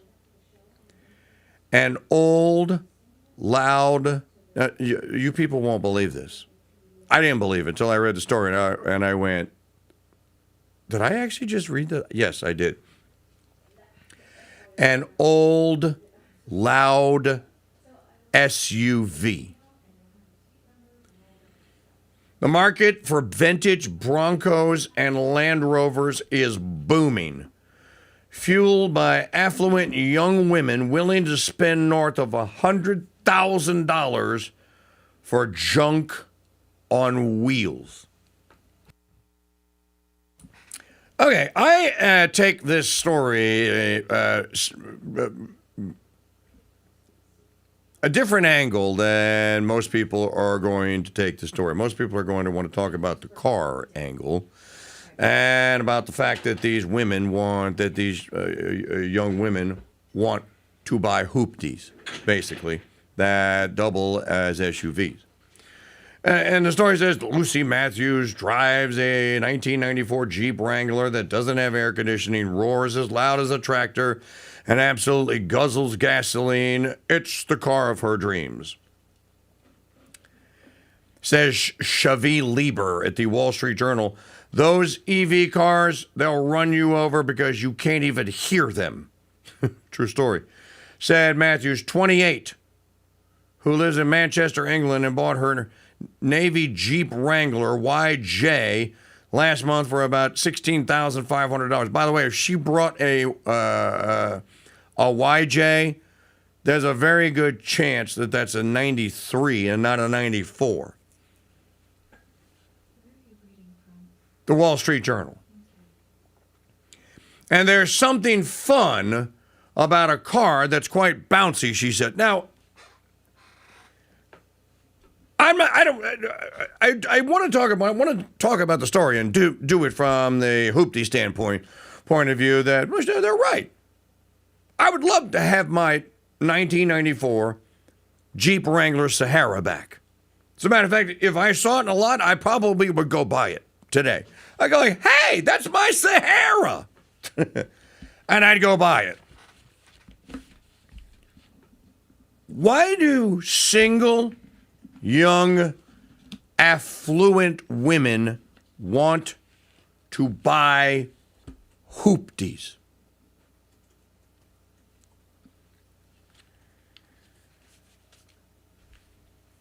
The story says classic cars have always enthralled collectors. Now interest in vintage Jeeps, Land Rover Defenders, and Ford Broncos is surging for women who will pay top dollar for old cars. Never enduring upkeep be damned. Kendall Jenner has a 1989 Toyota Land Cruiser. Sydney Sweeney has been spotted in L.A. in a 1969 red Bronco she restored herself. Mega influencer Alex Earl often posts photos inside vintage pickup trucks and Broncos. The power steering and turning radius are different than a modern SUV, but that's kind of the point, Earl said. And then Abandoned Motors, a Houston-based company that restores 20th century German cars, says its roster of female clients rose 60% in the last 2 years. At classic car insurance company Haggerty, the number of women under 50 who bought Broncos from the 1960s and 70s jumped 82% over the past 3 years. Now, I'm not doubting this, but the point I want to make, why don't they have children? This is a distraction and a rejection of their natural faculties and powers.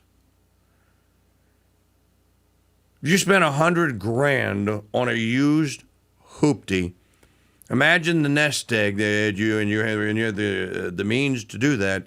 Imagine the nest egg that you could bring dowry in old school days, that you could bring into a marriage. Thought of another way. Thought of another way.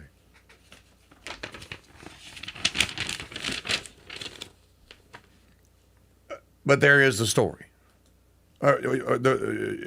You got a first opinion now from the SCOTUS? Watson versus RNC, the mail-in ballot case. Court holds that nothing in the federal election day statutes requires ballots to be received by election day in order to be counted. Well, that's not a good one. Nope. So that is a victory for whatever state that was. Watson. I just sent it to you. Okay. Supreme Court just ruled 5-4 that Mississippi can keep counting absentee ballots that are mailed by Election Day but arrive a few days later. This is fraud just begging to happen. Yep. The majority, written by the notorious ACB, reasoned that the term election in the statutes refers to voters' act of choosing candidates, not the receipt of ballots by officials, as confirmed by historical meaning. Related federal laws like UOCAVA and constitutional structure that separates voting day from ballot processing. The court reversed the Fifth Circuit, emphasizing that states retain authority over ballot receipt deadlines while Congress sets a uniform voting day, and that policy concerns about election integrity should be addressed by legislatures rather than courts. Well, I don't disagree with that. So then what they're saying is that Mississippi then needs to amend its law so that it says that, no, you got to have it received by Election Day. That's what I think that's what I think the ruling says. The court declined to hear Trump's appeal of the $5 million E. Jean Carroll verdict. This means the lower court ruling stands that allowed jurors to consider evidence of other alleged sexual misconduct under the federal rules of existence. This is just stupid time now. Just in, the Supreme Court will rule on whether Arizona can require proof of U.S. citizenship from certain voter registration applicants. This includes removing suspected non-citizens from its voter rolls within 90 days of a federal election. These all seem to me to be common sense things that you can answer like that. Not difficult to answer. What, you can't prove that you're a citizen? Well, it means you probably don't have an ID at all. You probably can't prove you are you. And CNN is positively giddy about this, so it must be a great decision for leftards.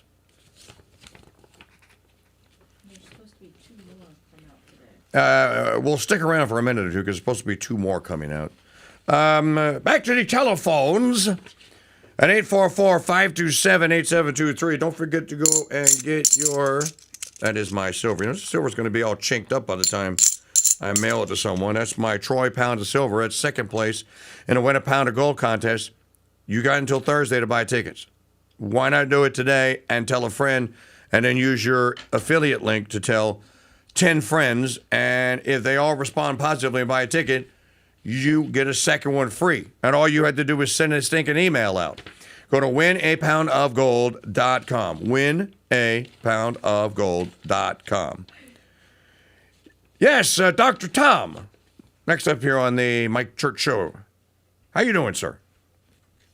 Pretty good. How about you, Mike? I am well. Thank you. This is another 5-ticket throwdown call.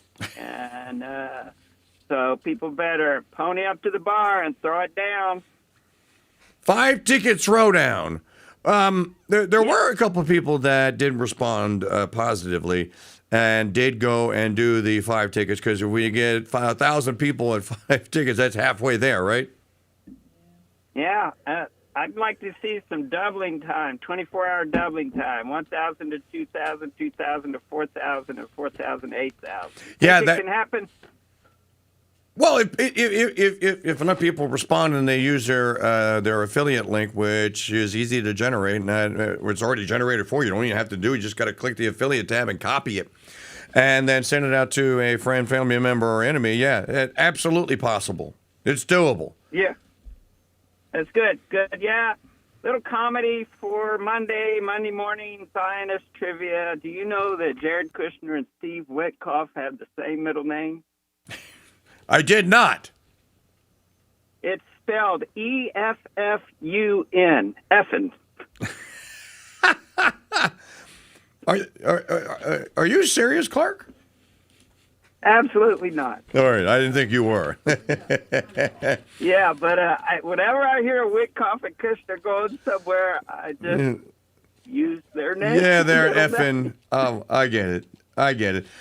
Second SCOTUS decision is out. A second opinion is Shatry on geofence warrants. Court holds that officers conducted a Fourth Amendment search when they acquired location data from Google because an individual has a reasonable expectation of privacy in his cell phone location info. So then the guy that they arrested for the Malibu fires, they can't use, if I'm reading this right, they can't use the geofence data they used to find him. Or to prove that he was the guy. Is that a victory for the Fourth Amendment? Sounds like it is. I'll have to read the opinion. I'm waiting for it to fully come out. So there's that one. Can I make one more comment? Yeah, go ahead. Chesterton? Yep. Well, or two maybe. Chesterton wasn't for women's suffrage because he held women in an exalted status. Said, of course, he was always looking at the Blessed Virgin Mary as the highest of human creation, and women should aspire to be wives and mothers. Why would they want to get themselves in the dung heap of politics, which is what it is? And the notorious ACB is the perfect example of why women shouldn't be in politics.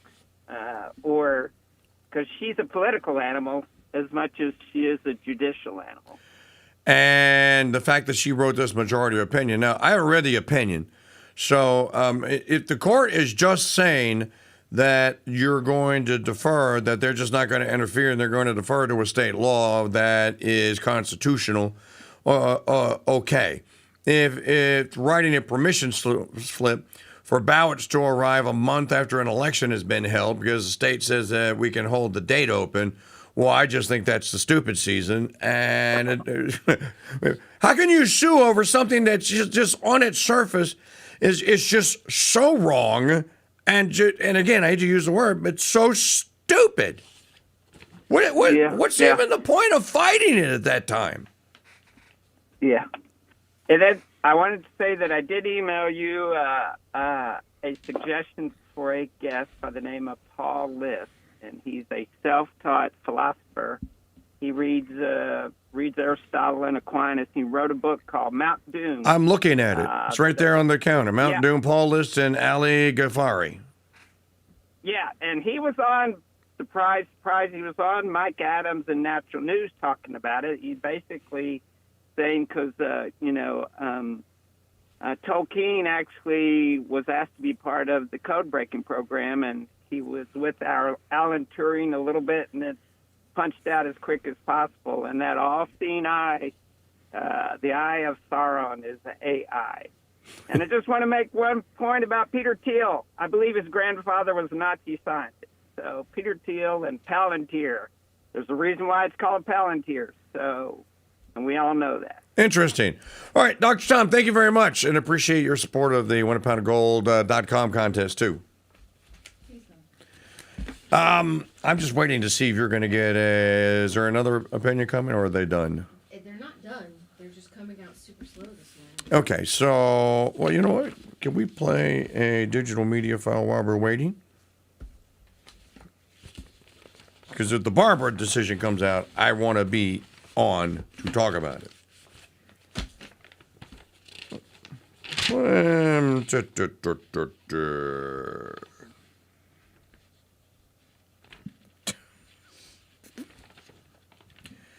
Speaking of stupid, okay, play number 5. It doesn't matter which one it is. They're all stupid. Number 5 seems to just be incredibly stupid. But this Chevalier woman is Daria Liza Avila. That's not the one. Play the one that you think is the best, because I didn't hear them. I mean, number 4 and number 3 looks stupid. They're all stupid. It just depends on what level of stupidity you want. We have delivered 165,000 potholes being paved. Yeah.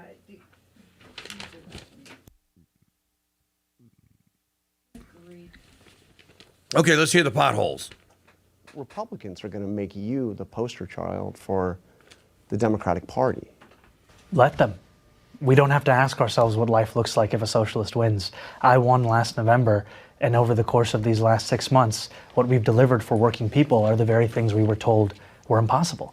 We've delivered free childcare for 2-year-olds for the first time in New York City history. We've delivered tens of millions of dollars back to tenants who were taken advantage of by bad landlords. We've delivered 165,000 potholes being paved. And we've done all of these things while also delivering the lowest recorded crime in our city's history. That's what it looks like to have democratic socialism. And what you're seeing is that New Yorkers experienced this for 6 months and made the decision that they wanted to see more of it on the national stage as well. New Yorkers couldn't make a decision on something that happened nationally in another voting district. And I don't know the statistics that you are citing, but I will wager you that whatever that statistic is, because, you know, what did Mark Twain say? There's lies, damn lies, and statistics. So there's always a statistic to support your point of view. People that run around quoting statistics all the time, not that there's anything wrong with that from the get-go. People that run around quoting statistics are people that do not have a moral, defensible argument. A moral and defensible argument. And that's why they have to have statistics. I will wager you that within a year that the whole bottom will fall out of this thing. This has been tried before. Mayor, what do they call him? General David Dinkins. And what happened after one term of Dinkins? the people of New York were basically pleading for their district attorney, Rudolph Giuliani, to fix the mess, the socialist mess that Dinkins had created. Okay. The final opinions today, okay, they're going to make us wait, are Trump versus Slaughter and Trump versus Cook.